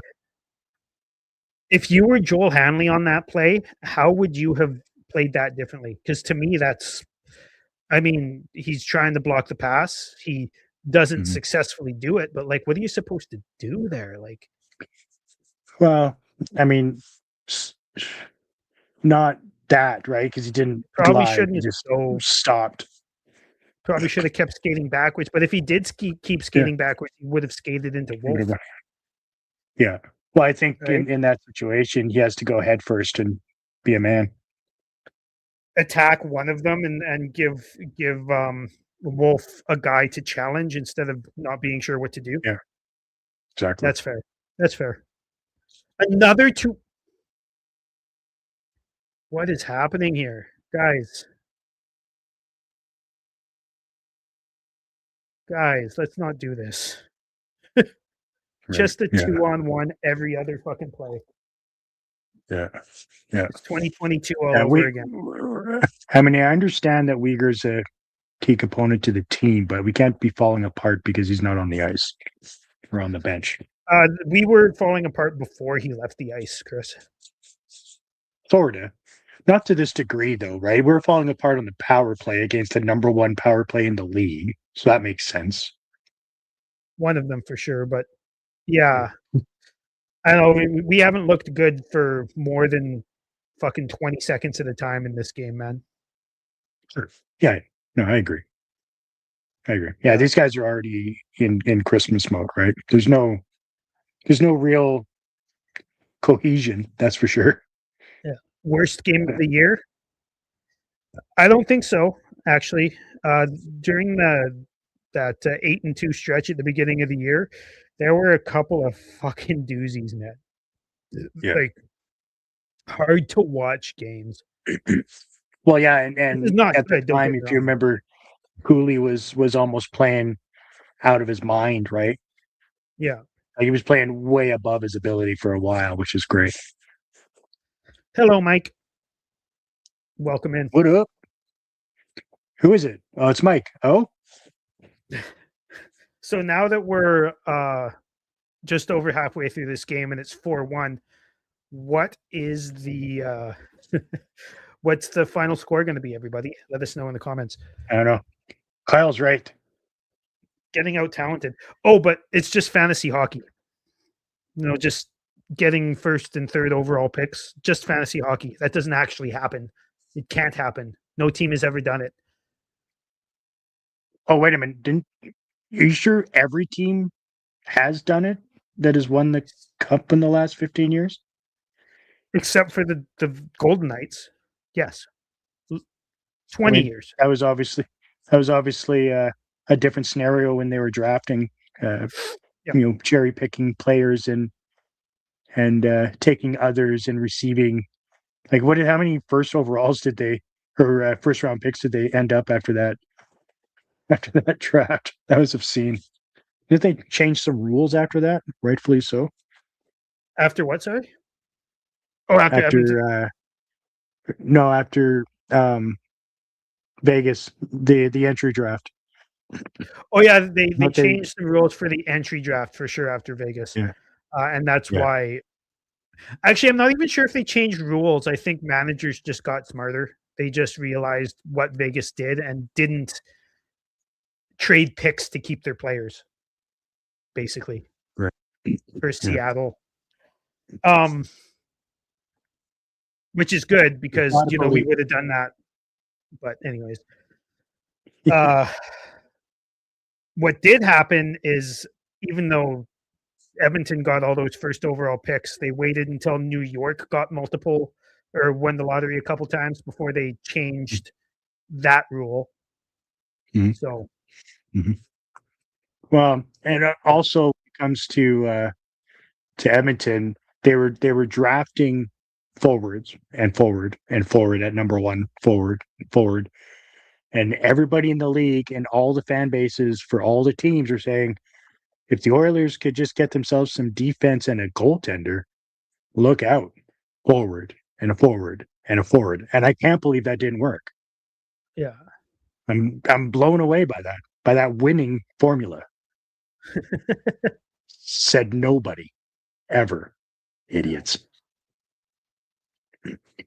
Mike seems to think we're coming back in the third. I mean, I like that kind of cinema, that's for sure. I mean, I hope you're right because, like I said earlier, team rebuild or not, you're winning against the Oilers is always a good time. Well, that's Canada right. And has honestly, 13 goals. I'm not paying attention to that at all. I can't get onto the TSN app anymore for some reason. It just won't boot up. I've tried to restart it a few times. I can't get onto it, so I haven't been able to watch any juniors, unfortunately. But apparently Zane Parekh has 4 points tonight, which is good because I know a lot of people were really upset about Parek's play in the last game. At least that's what I heard. I couldn't watch, but now the guy hasn't played competitive hockey in half a season, so or a Mhm. quarter of a season, so maybe a game or two to warm up is okay. Hopefully, it'll be nice to see the World Juniors this year. Hopefully I can watch some because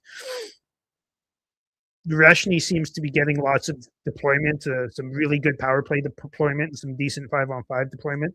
And Perex, their number one or two defensemen, so should be uh, should be a lot of fun. Mhm.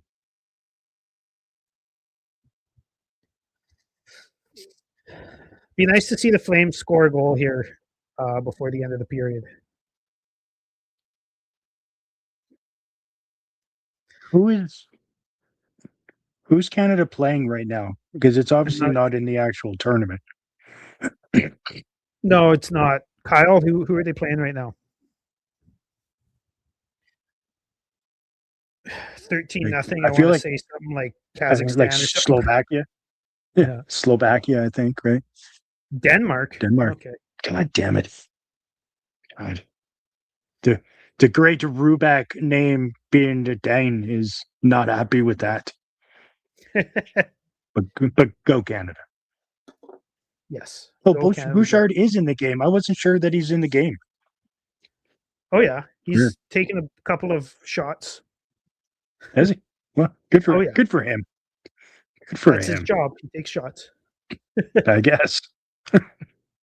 I guess. I do wish there was a little more parity. Like it would be nice to see a World Juniors where, you know, Denmark and Slovakia and some of these other countries where it's not just like the same 4 or 5 teams every year, where there's a little bit more parity and where there's less 13 goal games, where Mhm. it would be nice to see that. Yeah, and it's not going to happen. So you just got to No, make the best of it. Bouchard has yeah, 2 assists as well. Who would have known? Definitely not me. no, you didn't. What do we do with Perek when he comes back? That's a really good question. I was Isn't he listening going to back the on Red IR? Mile Rundown, which is Robert Munich, his podcast. I was listening to that today, and they were talking about possibly sending him back to the two juniors, back to Saginaw. Hopefully, getting him a trade to a contender. Mm. Um, I'd like to see him at least get a few games in the NHL to see how he does. I don't want to just get him back from juniors and send him right back from the World Juniors and then send him back to juniors. I'd like to see him get a couple of opportunities, and if he's not doing well, then think about that. But I don't want them to just Mhm. cut him right away. I'd like to see him. The thing is Brstevich is up, and I don't think he deserves to go down to the AHL either. So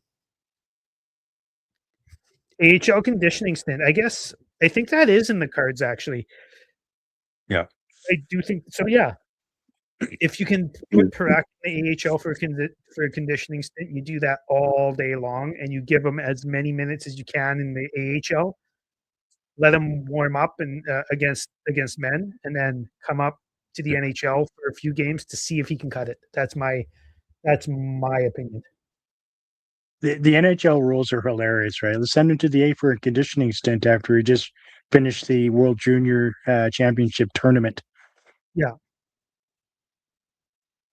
But, I mean, it's in the CBA, so what the heck? yeah. Big power play here, KQ. Indeed, big PP Yeah. here. Mr. uh, Cheap Shot himself. yeah. All right. I believe Zane's problem is entirely Flames related.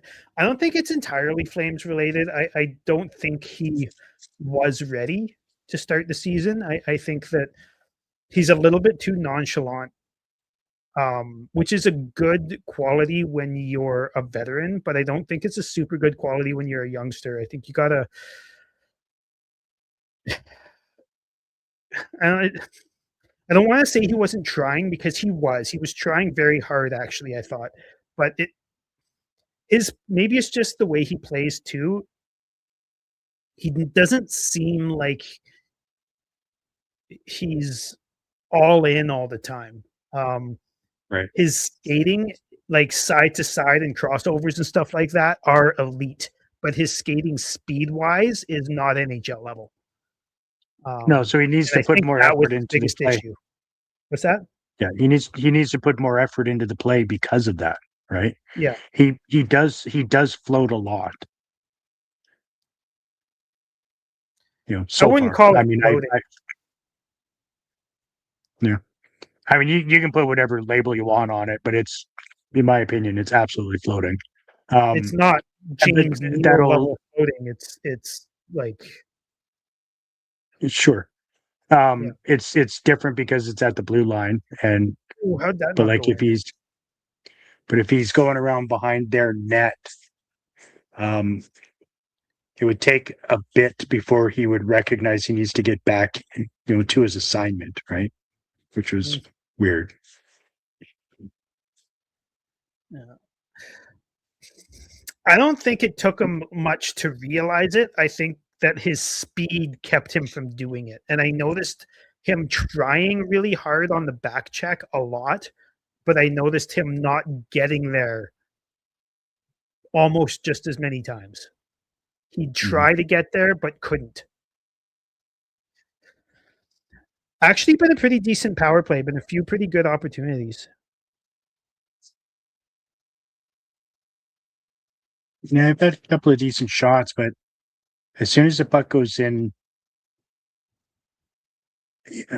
close into the net, there we just don't have the sticks to sustain it. And of course, we let McDavid come out of the box and do this shit That against was Brustevich's against welcome to Steph. the NHL moment right there. That was one Yeah, on one with McDavid. yeah, yeah. That was unfortunate. I mean, thankfully, it didn't result in anything. But and then Yeah. Hanley trying his best to take another penalty. Um, it was nice to see Hunter Brustevich on the power play, though. I know Uyghur isn't there, so that's probably why he was on the power play. But it was nice to see him on the second unit there. He actually made a couple of Yeah. pretty nice plays, Mhm. Mhm. and then got back on defense. And actually, oh, he actually got that. Brustevich Yeah. took that. That no, that was Heim. No, that was McDavid. But yeah, Brustevich got that opportunity away from McDavid with his stick. Mhm. Yeah, I think that's what I'm like when he's behind the net, and it's not that he can't get there, is he takes too long to decide to go there. Like Mm, it's like he wants to go in front of the net first, and oh, then sees that there's no play, so then he starts going back at that point. So that's what I'm talking about with the behind the net stuff. But yeah, I just do see oh, him that's fair. kind of floating around a lot. But I mean, I think that'll change. I don't know how that didn't go in. Yeah, me too. I think that may have gone off the post because I don't think Wolf had that. But if he did, I'll be very impressed. Yeah. Yeah, man. Wolf's made a lot of really, really good saves.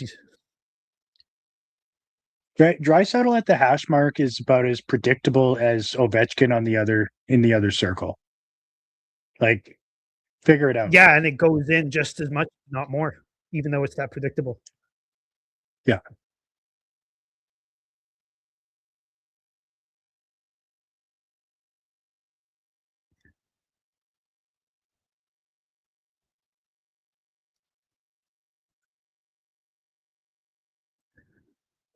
And when they double your shots through two, it's not a good look. Yeah, It's tough to win games. I feel bad for Dustin Wolf here because I think he's put together a really good game. To be honest, I think he's put together a very, very good game.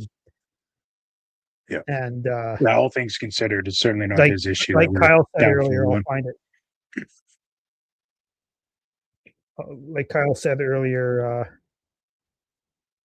getting out talented. Yeah. Talented.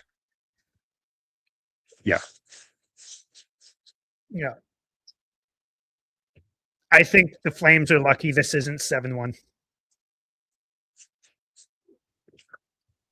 Well, there's been a couple like that one sequence there at the end of the first with Wolf standing on his fucking head. I Yeah, mean, that they could have scored 2 goals in that scenario. 100%. Oh man. Well, we're gonna need a big third here, fellas. Yeah, we are.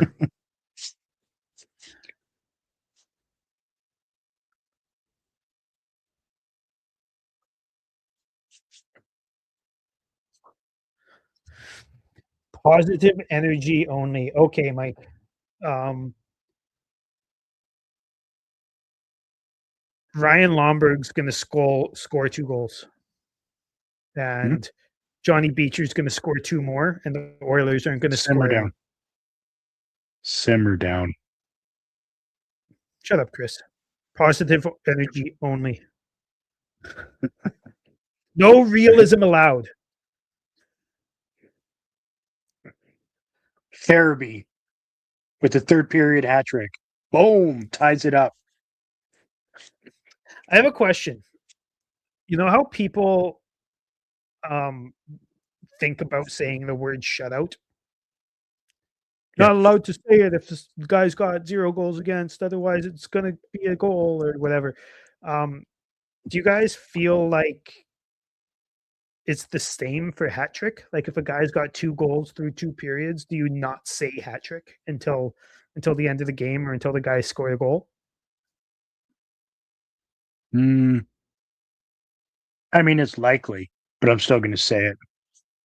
Yeah. It could very well be the case, but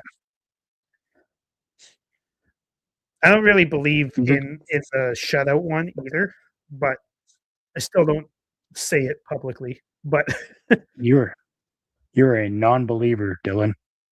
You need more of Mike's energy, where you gotta positive energy only. Wish it, want it, do it.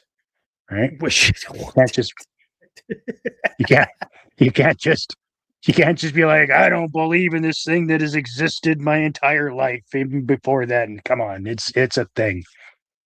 Every goalie out there will fucking give you the blocker to the teeth if you say it out loud. Can I say it Kelly right Rudy now? Kelly Rudy will.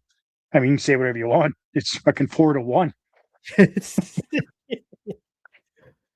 Kelly Rudy would fucking bitch slap you and then have another shot. I was gonna say I was gonna say something like that, but I don't know, I have a hard time making fun of somebody's alcoholism like that. But Oh yeah. I mean, I don't know. I don't know if Kelly is suffering with that. I just think he likes to drink every once in a while, a little drinky poo. There's nothing wrong with that. I don't. I hate them. Cheers. Yeah, like I feel like a bag of shit Cheers. tonight, but It's non-alcoholic pilsner. mine isn't. Smart. Yeah. SMRT. Yeah. All right, I'll be right back. Okay. Yeah, I'm gonna do the same. Don't forget to go grab a drink and get ready for the third because it's gonna be a barn burner. Like like Mike said, gotta wish it, want it, and do it. It'll happen. It'll happen. Be right back, everyone.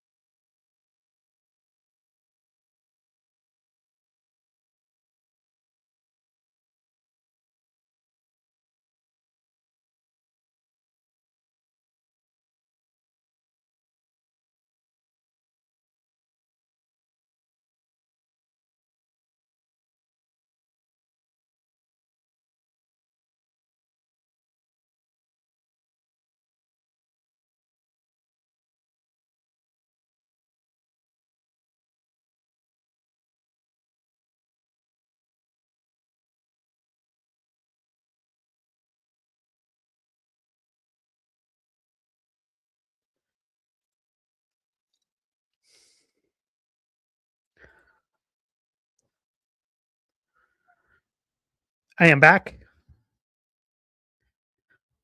Mike said something interesting here. He said Kelly is biased against Calgary. I don't really agree with that. I think Kelly has done everything in his power over the last couple years to be like unnecessarily positive about the Flames. Um, Even when they're playing awful, he tries his best to say great things about them to the point where it annoys me. Um, but there are there are commentators who have been like that. I just don't think Rudy's one of them. That's my opinion, anyways. I think Rudy is very much the opposite of that. Actually, he's insanely pro Calgary, like unrealistically pro Calgary.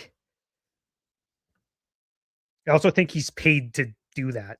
So I'm curious what made you say that, Mike. Maybe he said something I missed. I don't know.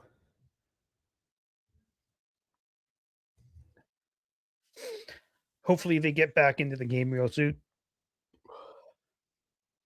Thanks everyone for hopping in and joining us today.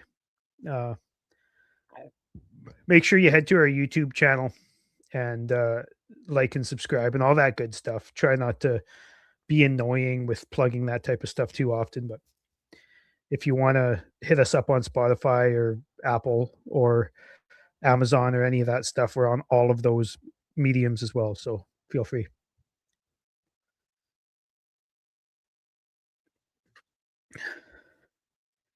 And also make sure you go check out Afterburner after the game is done, after we're done, because that's always a great time.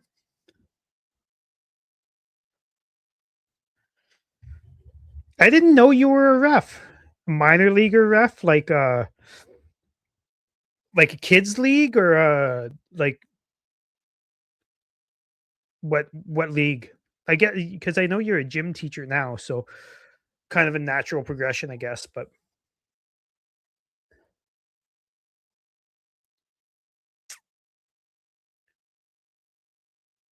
I wouldn't have thrown out Uyghur any either. Like there must have been something he said that we couldn't hear because, in my opinion, that's not even a little bit like tapping the glass a few times is not worth throwing someone out. Like even Craig McTavish right now is saying on the broadcast that he wouldn't have thrown him out. Hey, Anand, thanks for joining. Nice to see you. Really happy you joined.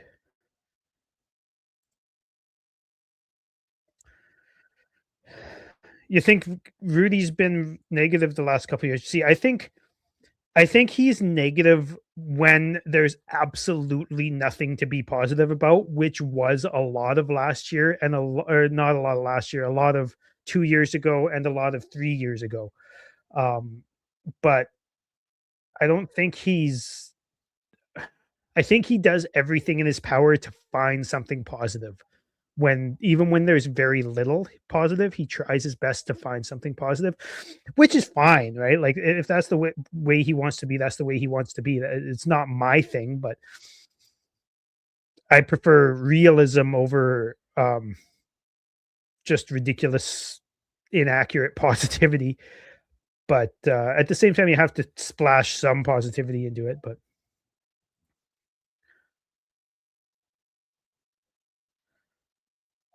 got a bit busy getting dinner. That's all right, Anand. I'm just happy you're here, man. Really happy you're here. Thanks for joining. Really appreciate it. Always love your calls on post game, and we've really been enjoying talking to you on the Discord.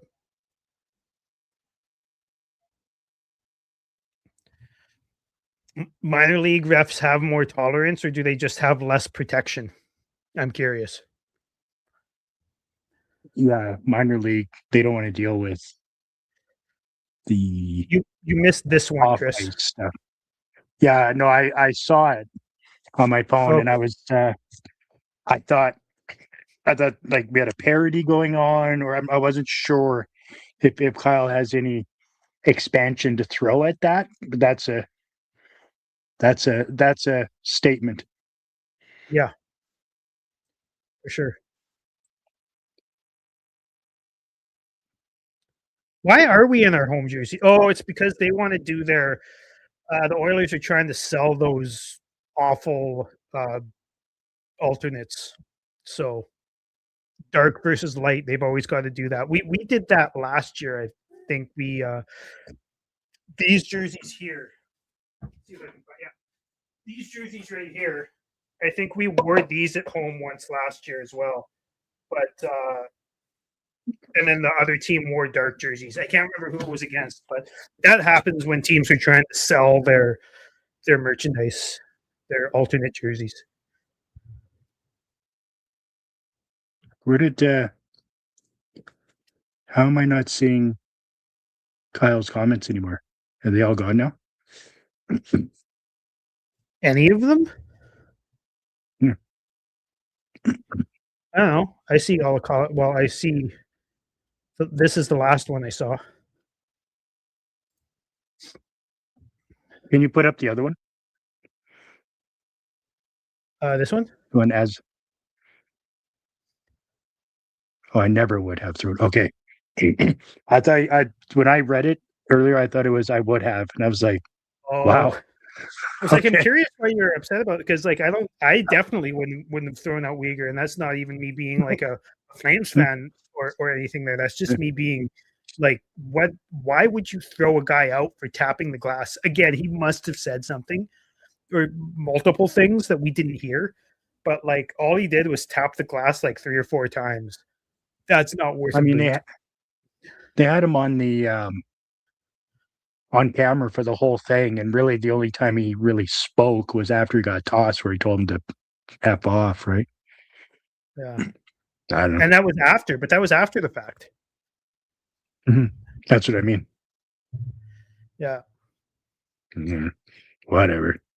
So now that it's 4-1, what what are the predictions for the rest of the game out of the comment section here? I'm curious why because apparently Anand can't see Kyle's comments either, and they're both on YouTube, and that's really strange to me. Yeah, I'm The like he refs blocked have me. money on the game. uh, Well, I mean, the Flames certainly haven't done themselves any favors. I feel like the penalties, aside from Uyghur getting tossed, were fairly accurate because we've been outplayed, right? So we're chasing, so we're unable to dictate play. So we're hooking, we're grabbing, we're clutching, doing all that stuff. Where we're just getting called on it because I mean they are penalties. Weird. Anand can't see Mike's chat either. Can you I can see maybe Mike. try and I can't see Kyle. refresh? What's that? You can't see Mike's either? I can no, I can see Mike. I can see Anand. It's and even on my phone, I can't see Kyle. Is he still in? Huh, Is he still in here? that's strange. I'm sure Kyle's still in here. I'm not sure, but I'd say he probably is. Um, and then says, I hope they at least win on Saturday. Well, it's not over. Um, the Oilers have been playing well, but their goalie is not good. And their defense is better of late, but still not good. So I don't know. Yeah, Kyle's still in here. I don't know if you Yeah, can see that. I saw that one. Yeah, saw that one. Weird. I don't know. Thought maybe he I blocked hope me. I don't blame him. My I don't YouTube. want the Flames to lose both against the Oilers.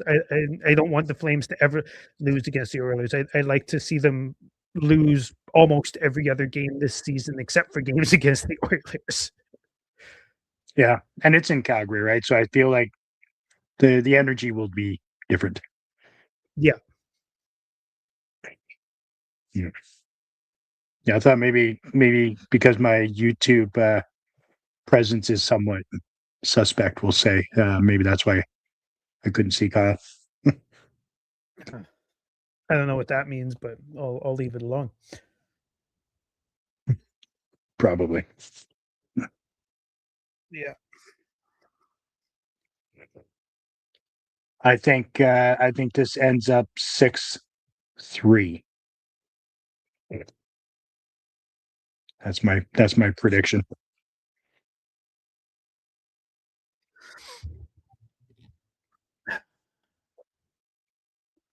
You think we're coming back in the third? Who's going to spark it? Who's going to be the main player in the comeback, Mike? I think if somebody is going to do it, I'm going to be aggressively myself and say Connor Zary.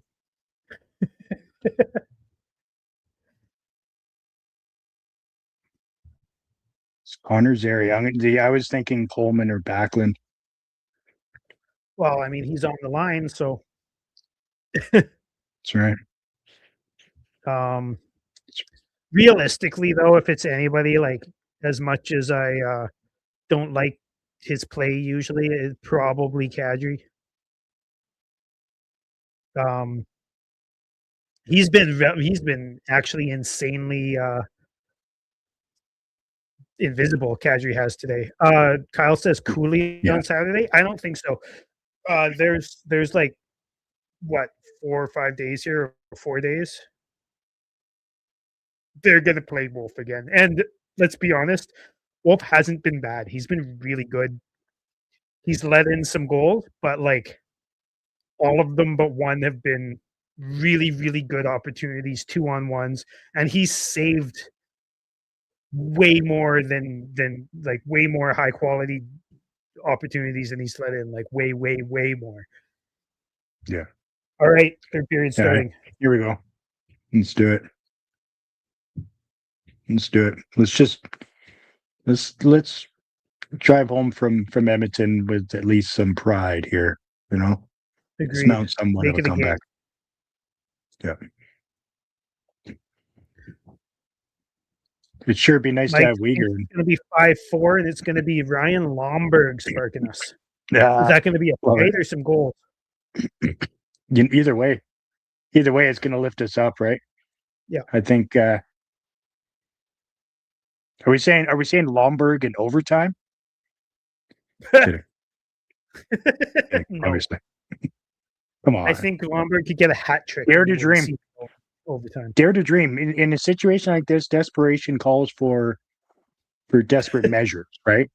You gotta dream big. Got to do something off the cusp and really pull the trigger.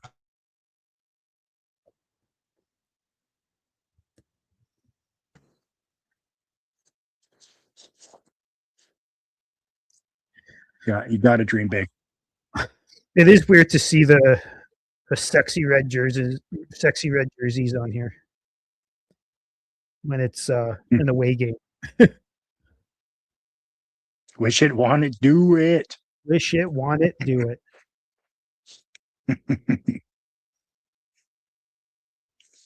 Again, this is like the fourth time I've said it, but as much as I want the Flames to finish in the bottom of the league this year, I want them to beat the Oilers every single time they play them.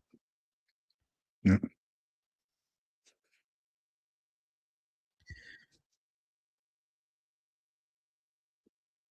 I don't know, Nan. I don't know. That just as a lifer, that logo just sparks memories of super dark days. I love that logo, and I love the jersey. I love the markings on the jersey. I love the stripes on the jersey. I'm a big Blasty fan. I know Chris hates it, but I'm big on Blasty. No Skinner to save us this time. I was laughing about that a second ago. But it's really comical that you got two third line goalies that are playing for Edmonton right now, and theoretically they're both better than Skinner. And I mean, they're on par. They're not worse. They're not worse. No. Back to Blasty though for a sec. Didn't the Flames go, like, I don't know exactly how many games they played, but weren't they uh, undefeated in Blasty this year.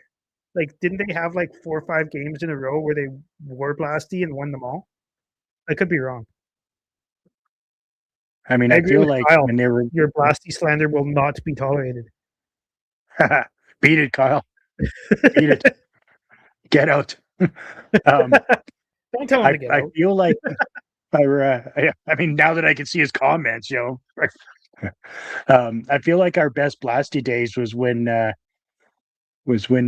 what's his face there was scoring every time he wore it. That shall not be named. Number 29. I know exactly who you're talking about. Yeah. Speaking of which, I got that.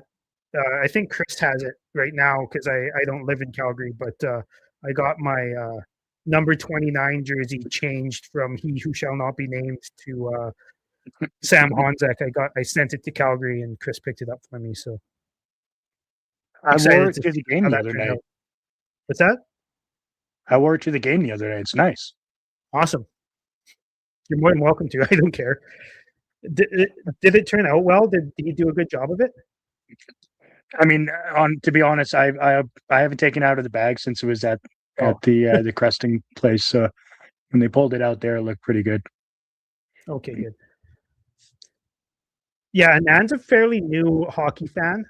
He's really getting into it though, and aren't you calling junior games Anand or like local hockey games Anand? Uh, yeah, really getting into it. Really happy to see that. Yeah, yeah. So it's the end that I'm thinking of, though, isn't it? That's cool. Yeah, it is. Yeah, Nice. I yeah. mean, aside from the pedestal The Flames have an elite or the jersey kit. or the Honestly, or the Calgary. that signed Johnny Gaudreau jersey right there is one of those Calgary ones. Yeah, that's But only it's elite signed. because it's a signed Gaudreau. Yeah, yeah. That's the Yeah, only reason that's good. it's hung up there. That's why it's facing that way.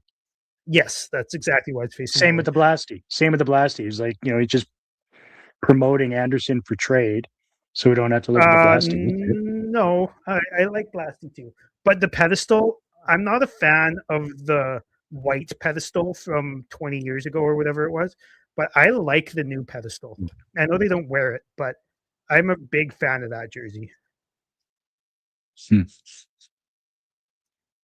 The color scheme Now the works a lot pedestal better than the old. and the Blasty were the demise, right, of the Calgary Flame. That was during some Really dark days. rough Yeah, years.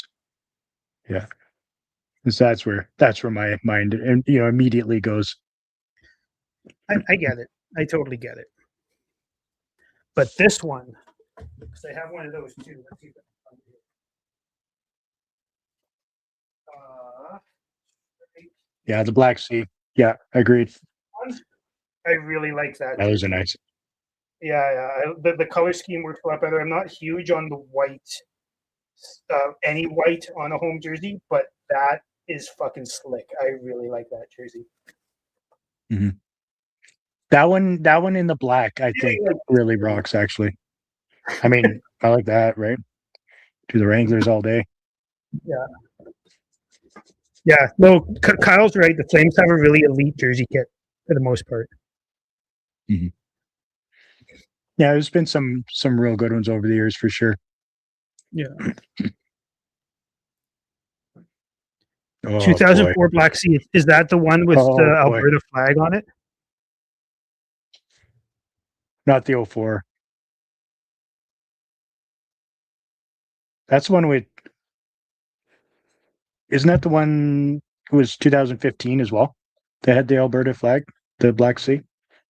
I have a TJ Brody jersey. It's not right here though. It's in my closet. I'm Yeah, not gonna go get it, but I have one of those TJ Brody jerseys. yeah, that one's got Alberta flag on it. Black Sea. Yeah. Oh, is that Gaudreau? So that That wouldn't have was, been 04 for sure. yeah, that was 2015. That one.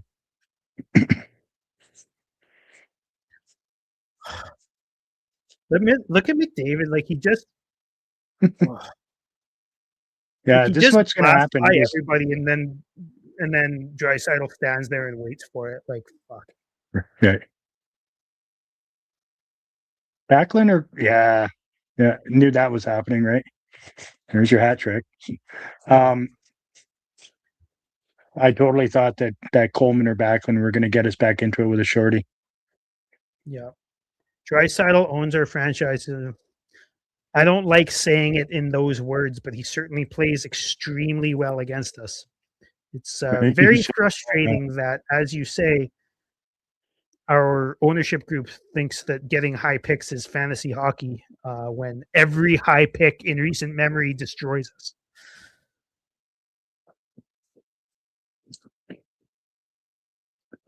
Yep. Maybe 5-4 now.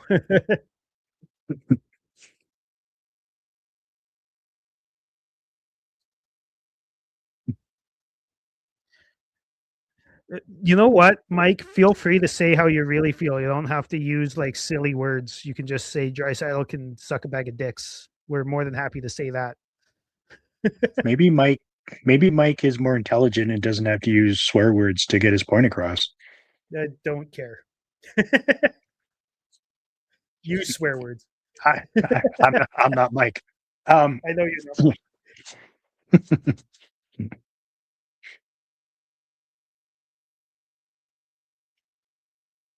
I can't believe that Ball wasn't able to keep up with McDavid there. It's mind blowing. I can't believe McDavid, a first overall pick, blew by a bunch of players. That never happens. Well, Yes, Neil Draisaitl Yakupov can was the indeed first suck round a too, wasn't big old bag of dicks. he? A Big big one. old. The wasn't. I mean, there's been a few first rounders that the Oilers have selected that would not have blown by Ball. Yep. Eberle wasn't exactly super fast, and Hall and Neil Yakupov. Really was pretty quick when he was young. He was, but no, I mean, clearly not McDavid. No, not McDavid. No, nobody's McDavid. McKinnon is probably the closest. It's too bad, Yeah, I man. mean he's really McKinnon's really fast, but he's definitely a power forward too, right? Like he can Yeah. really force his way through things, and he's not that big of a man, but he's got some serious strength. I still can't believe that fucking Draisaitl trade in our fantasy league went through. Like, why would you be selling Draisaitl and not tell more than one person? Like, you could have had a fucking auction Right. there to just like, Yeah. I'll sell them for fucking pennies on the dollar instead. Yeah, right.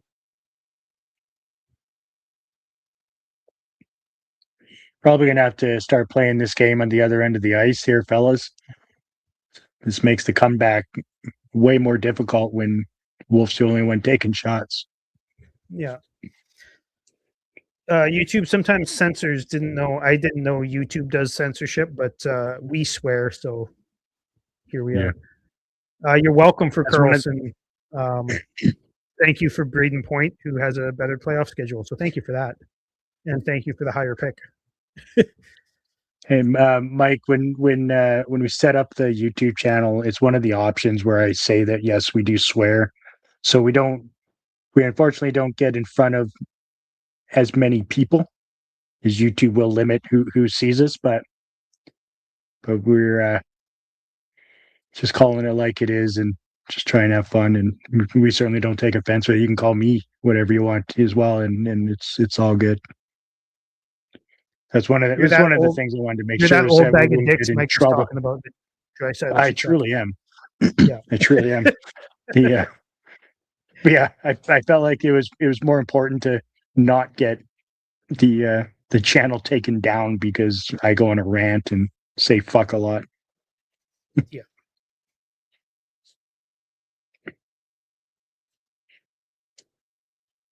Did you gave Kyle Carlson? Yeah, I Or did you traded. just drop him? No, I gave him Carlson, Leo Carlson, and a 7th round pick, and he gave me Braden Point and a 4th. So I got point Interesting. and the 3 round higher. Interesting. And That's a bold essentially, move. yeah, essentially the reason I did that is because Leo Carlson has a really good regular season schedule for our league, but when our playoffs start, he has a really bad schedule, and the Lightning have a really good schedule. So, Right. kind of looking into the future a little bit.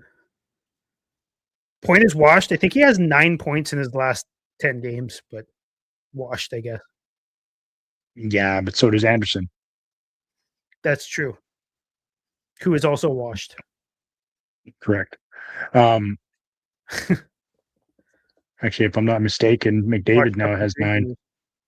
in his last like 2 or 3. Who's that? It might McDavid might have 8 points in his last 2 games. Yep. No, probably more than that. He's on a roll, man.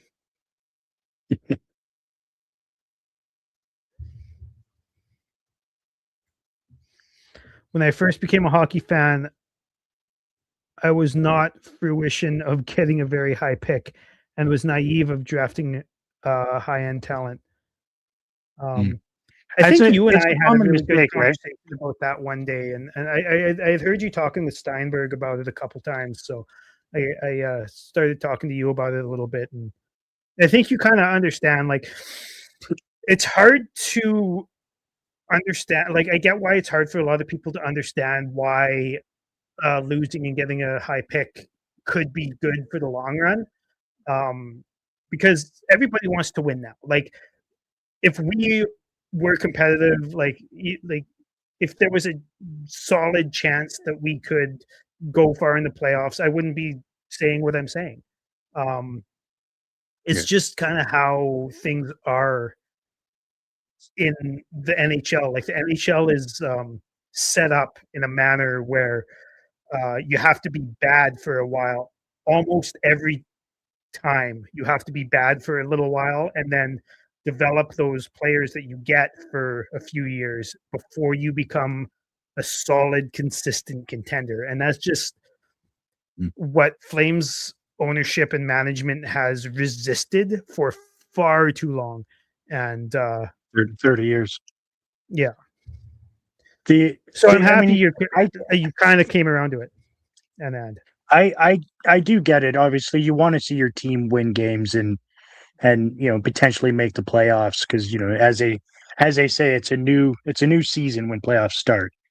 However, you're just simply not going to get anywhere without that talent when you get into the playoffs.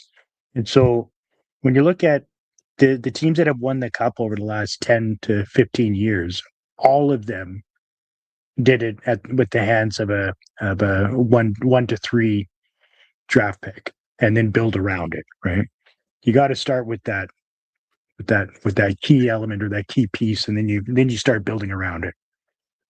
And that's where the Oilers keep falling short. Is they focus so heavily on offense, like even signing Bouchard to a ridiculous contract where he can't play defense. He's not very good at defense, and same with Nurse. He's just not very good at defense, and they signed him to a 9x8 or 9x9 contract. It's like, what the deuce are you doing? And then that's I just failure because to a point, but that I mean, the one thing I will say is that was the off season where multiple defensemen, like Seth Jones, I believe, got a $10 million deal. But Seth Jones was always better, but Mhm, mhm, that looked like where the market was going, and then COVID hit, right? So that kind of ruined everything. Um, right. but at the same time, I agree. Nurse never was the same quality of defender as Jones, like not even for a day of his life. No, So no, exactly. Yeah, different league, different players completely. Like not even in the same realm.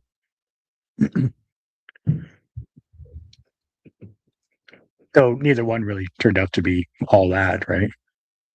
I mean, it was Mike says losing doesn't sell seats, but you know what does sell seats? it's true. Superstars. How do you get superstars? The draft. Mhm, mhm.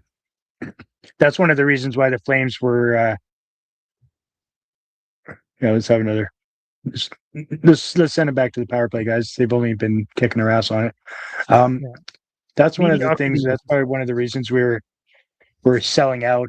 Come 2015 because we had Johnny Gaudreau who was just really fun to watch from the arena, right? Because watching him live, the TV never gave him any sort of justice because him live is was spectacular.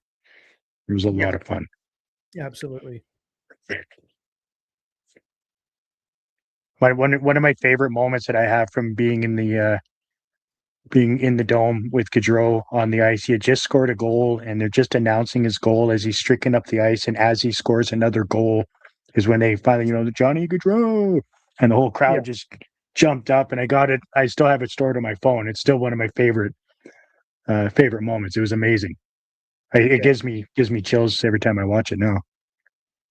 yeah. So you actually think we should lose, but management wants money, not wins. I agree with that. Mhm. It just sounded like what you were saying for the last 10 minutes or so is the opposite of you want losses. Um, and the thing is nobody wants losses. Nobody wants their team to lose. It's all about building a contender so you see consistent winning for an extended stretch, right? It's not Yeah. wanting to lose, it's wanting to win so bad that you're willing to make the sacrifice to do so. And I agree with you. They want money, not wins. And I just think that they kind of misunderstand that being mediocre, especially now and in the next couple of years, it's going to be worse than being bad money wise. Um, Nobody wants to buy a Huberto jersey. Nobody wants to buy a Hanley jersey. Um, you know, Right. it, But you also have to understand that you make the bulk of your money as an owner in rounds 2, 3, and 4. And the fact that the Flames have only played the second round, I believe, just 2 times in twice. the last 20 years, Yeah, like they went on this make the playoffs or sneak into the playoffs, get knocked out in round one, and then next year don't make the playoffs, and then next year make the playoffs, get knocked out in round one, and they did this back and forth and back and forth. And that's why Dylan and I had an episode just called the mushy middle, right? There's just no consistency, and it's just okay, fine, they finally made the playoffs. It's always exciting on the first game when you're at the dome, but then it just fizzles, right? Especially when we're going up against like Anaheim during their heyday, and yeah. Colorado. That series was a joke, especially that last game where they just had zero effort. And like Anaheim had Corey Perry and Ryan Getzlaff and a bunch of players who were drafted high, and Colorado had McKinnon drafted first, McCarr drafted fourth. I think Rantanen was drafted second or third or something like. Yeah, It's just like it's obvious what needs to happen. Um, yeah, you look clearly. at the dynasty or borderline dynasties of the Kings with Drew Doughty and Anze Kopitar and the borderline Yeah. Dustin Brown. dynasties. I don't think he was a high draft pick. Maybe he was, but No, he wasn't. No, it's the true. borderline dynasties of the Blackhawks who had Taves and Kane drafted really high, and the Penguins, Crosby, Malkin, Fleury, all top 3 picks. Most actually, were they all top picks? They may have all been top picks. Maybe not Malkin, but either way, like Right. you know, Tampa Bay, yeah, they drafted Kucherov late, but they drafted Stamkos first overall. They drafted Hedman second or third. Like all of the teams that are consistently competitive have those high draft pick. At least one, if not two or three, in their organization that are homegrown, right? They're homegrown players that they drafted. And even some of them traded some of those other players, like, and then brought in other guys. Like, you know, it's hard to argue with the fact that we need to get a couple of high picks, in my opinion. I mean, obviously, it's not hard to argue because everybody fucking does, but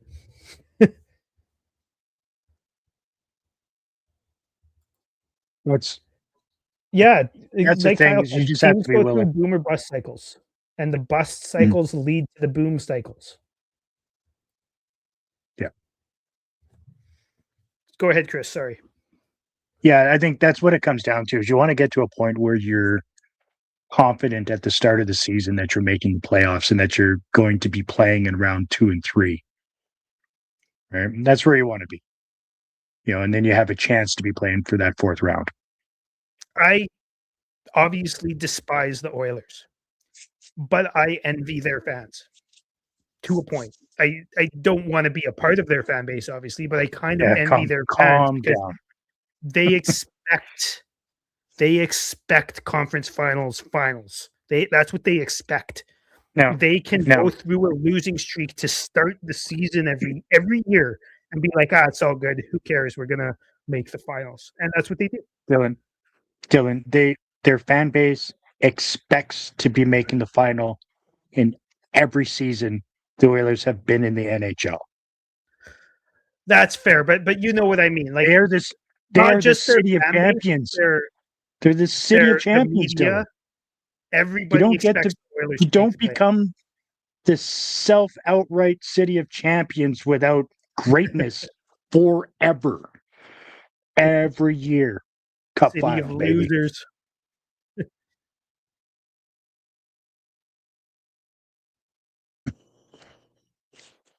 And Anand is That was inviting good. us on his podcast. We'd love to do it. Yeah, At least, absolutely. yeah. We will make that work one of these days. And I know you invited me on last month or something like that. It's been hard for me to find the time, but I will. We'll make it happen, man. Really appreciate it. We'll definitely make it happen. Mhm. Yeah, that'd be very good. And I promise I'll clean up my language before then. Yeah, yeah. We'll do our best to not I, be I, like that. I, I do run a business, so there is a 9 to 5 Chris Vocal as opposed to after 5. So Also, that's one of the reasons I don't call into Flames Talk and I text is because I've accidentally sworn on Flames Talk a couple times, and I'm did lucky I'm Pat not banned. pull the shoot on you? Did they kick you off or what? Only once. I've sworn 3 times on there, and he's only pulled the shoot on me once. Must have been egregious. Yeah, Or Pat was upset. yeah. All right, let's at least score another goal. Oh, what's going on here? I don't like this. Okay. We're on the power play, baby. That's what's going on. I know it doesn't look like it at the moment because the play is in our zone, but we're on the power play, baby. Yeah. Destined for greatness. Here it comes, rushing up the ice. Every Oh, once in a while, I see what a 86, and stick it by looks like Farabee. 88. I mean, he might as well be. Yeah. Did you see? Did you see that pick? He just stole it from McDavid. Like McDavid was a schlum. Yeah. Like just 5-1 with under 6 minutes left in the game. Does McDavid need to play every second to finish the game out?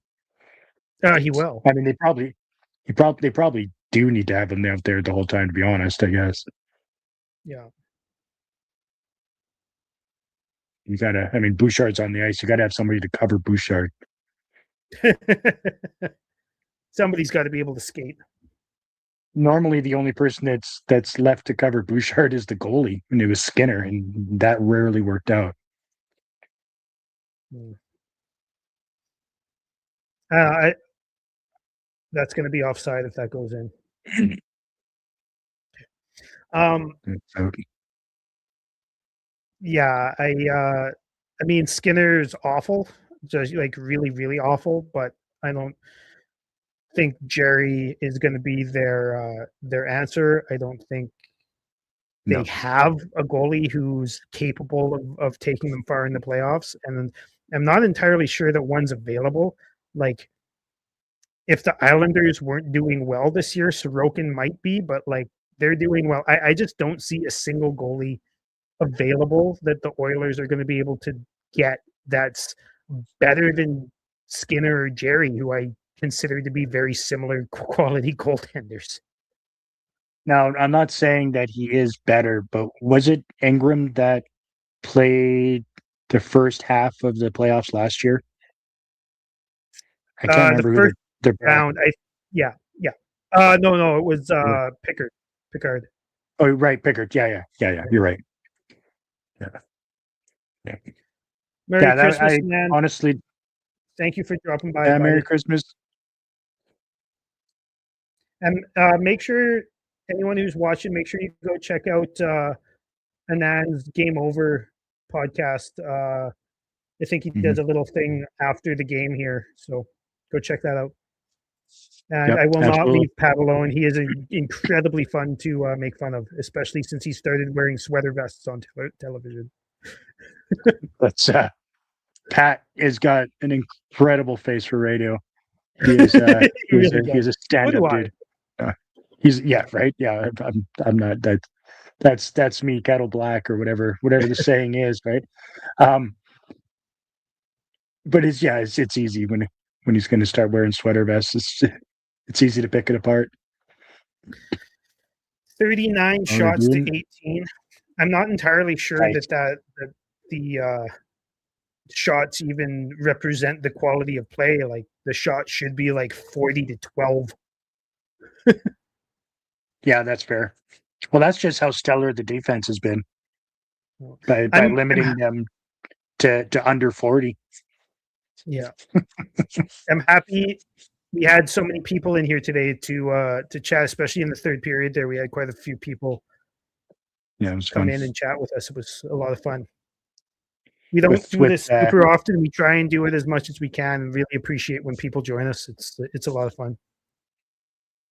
with just over 2 minutes left in the game, I can see why people are dropping. I don't blame them. Everybody's getting ready to finish up their wrapping. I'm sure there's a couple of guys that were in the chat are probably heading out to the mall first thing in the morning to start their Christmas shopping, right? So you got to really get on it. You got a very narrow window when you don't plan properly. Yeah, I've got to get up and go to work tomorrow, so I'm not even going to be able to go and check out Afterburner or the Flamestock post game show or anything. I usually do both, but yeah, I don't think I'm going to be able to do that today. I haven't done that in a while. I should probably do that. That's how I quit listening to the fan. I'm out of the loop on a bunch of things. Yeah. Amazon is a Mike, lifesaver. Amazon is a lifesaver. I always end up doing them in the morning if I can't do them during like right after the game, but I still try and do them after the game. Kadri's been super mad today. Like he's had a fairly decent season, but he's been he's been bad today. completely invisible. Completely invisible. And the times that he has been noticed, he's just been completely ineffective. Yeah.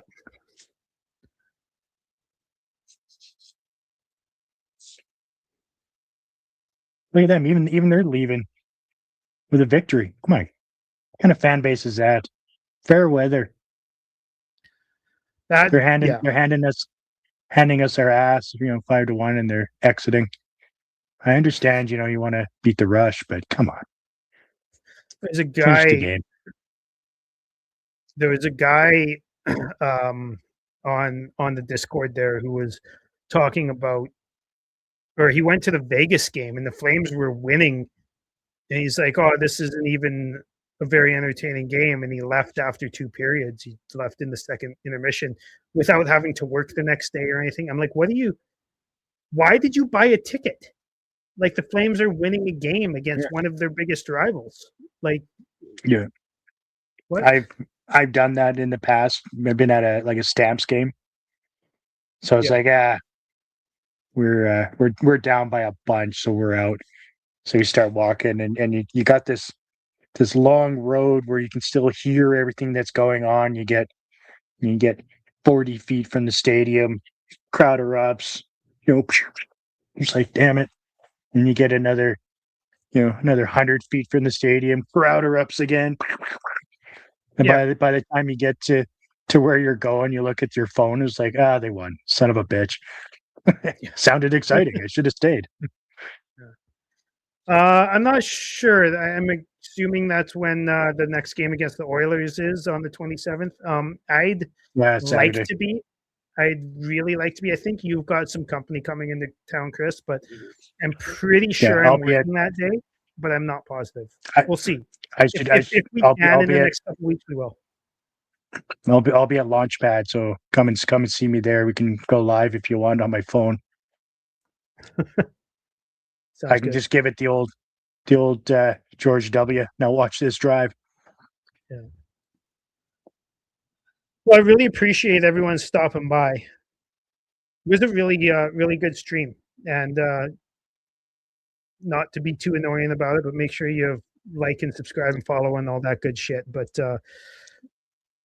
it's too bad we lost. As much as we're all on team rebuild around here, it's too bad we lost because fuck the Oilers. But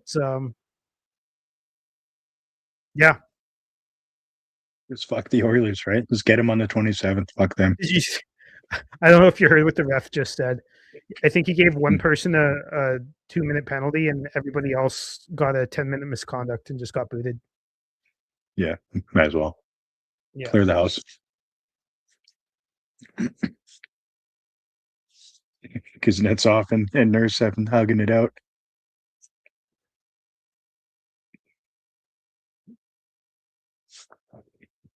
There's been 6.6 seconds left for like 5 minutes.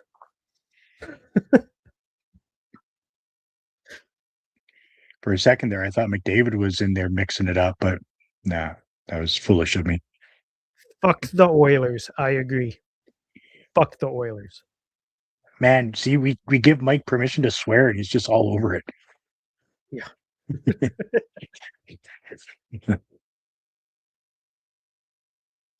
I'm feeling it too, Mike. I get it.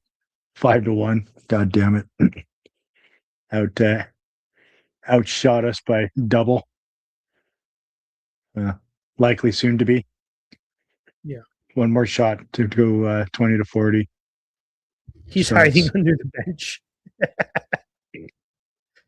Okay, drop the puck.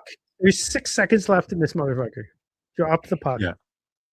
Like, we don't need this. This is just, don't forget about me. I control the game. You don't control shit. Drop the puck. Like, why is Dave Lowry even talking to them? Like, let them drop the puck. There's 6 seconds left in the game. It's 5-1. Yeah.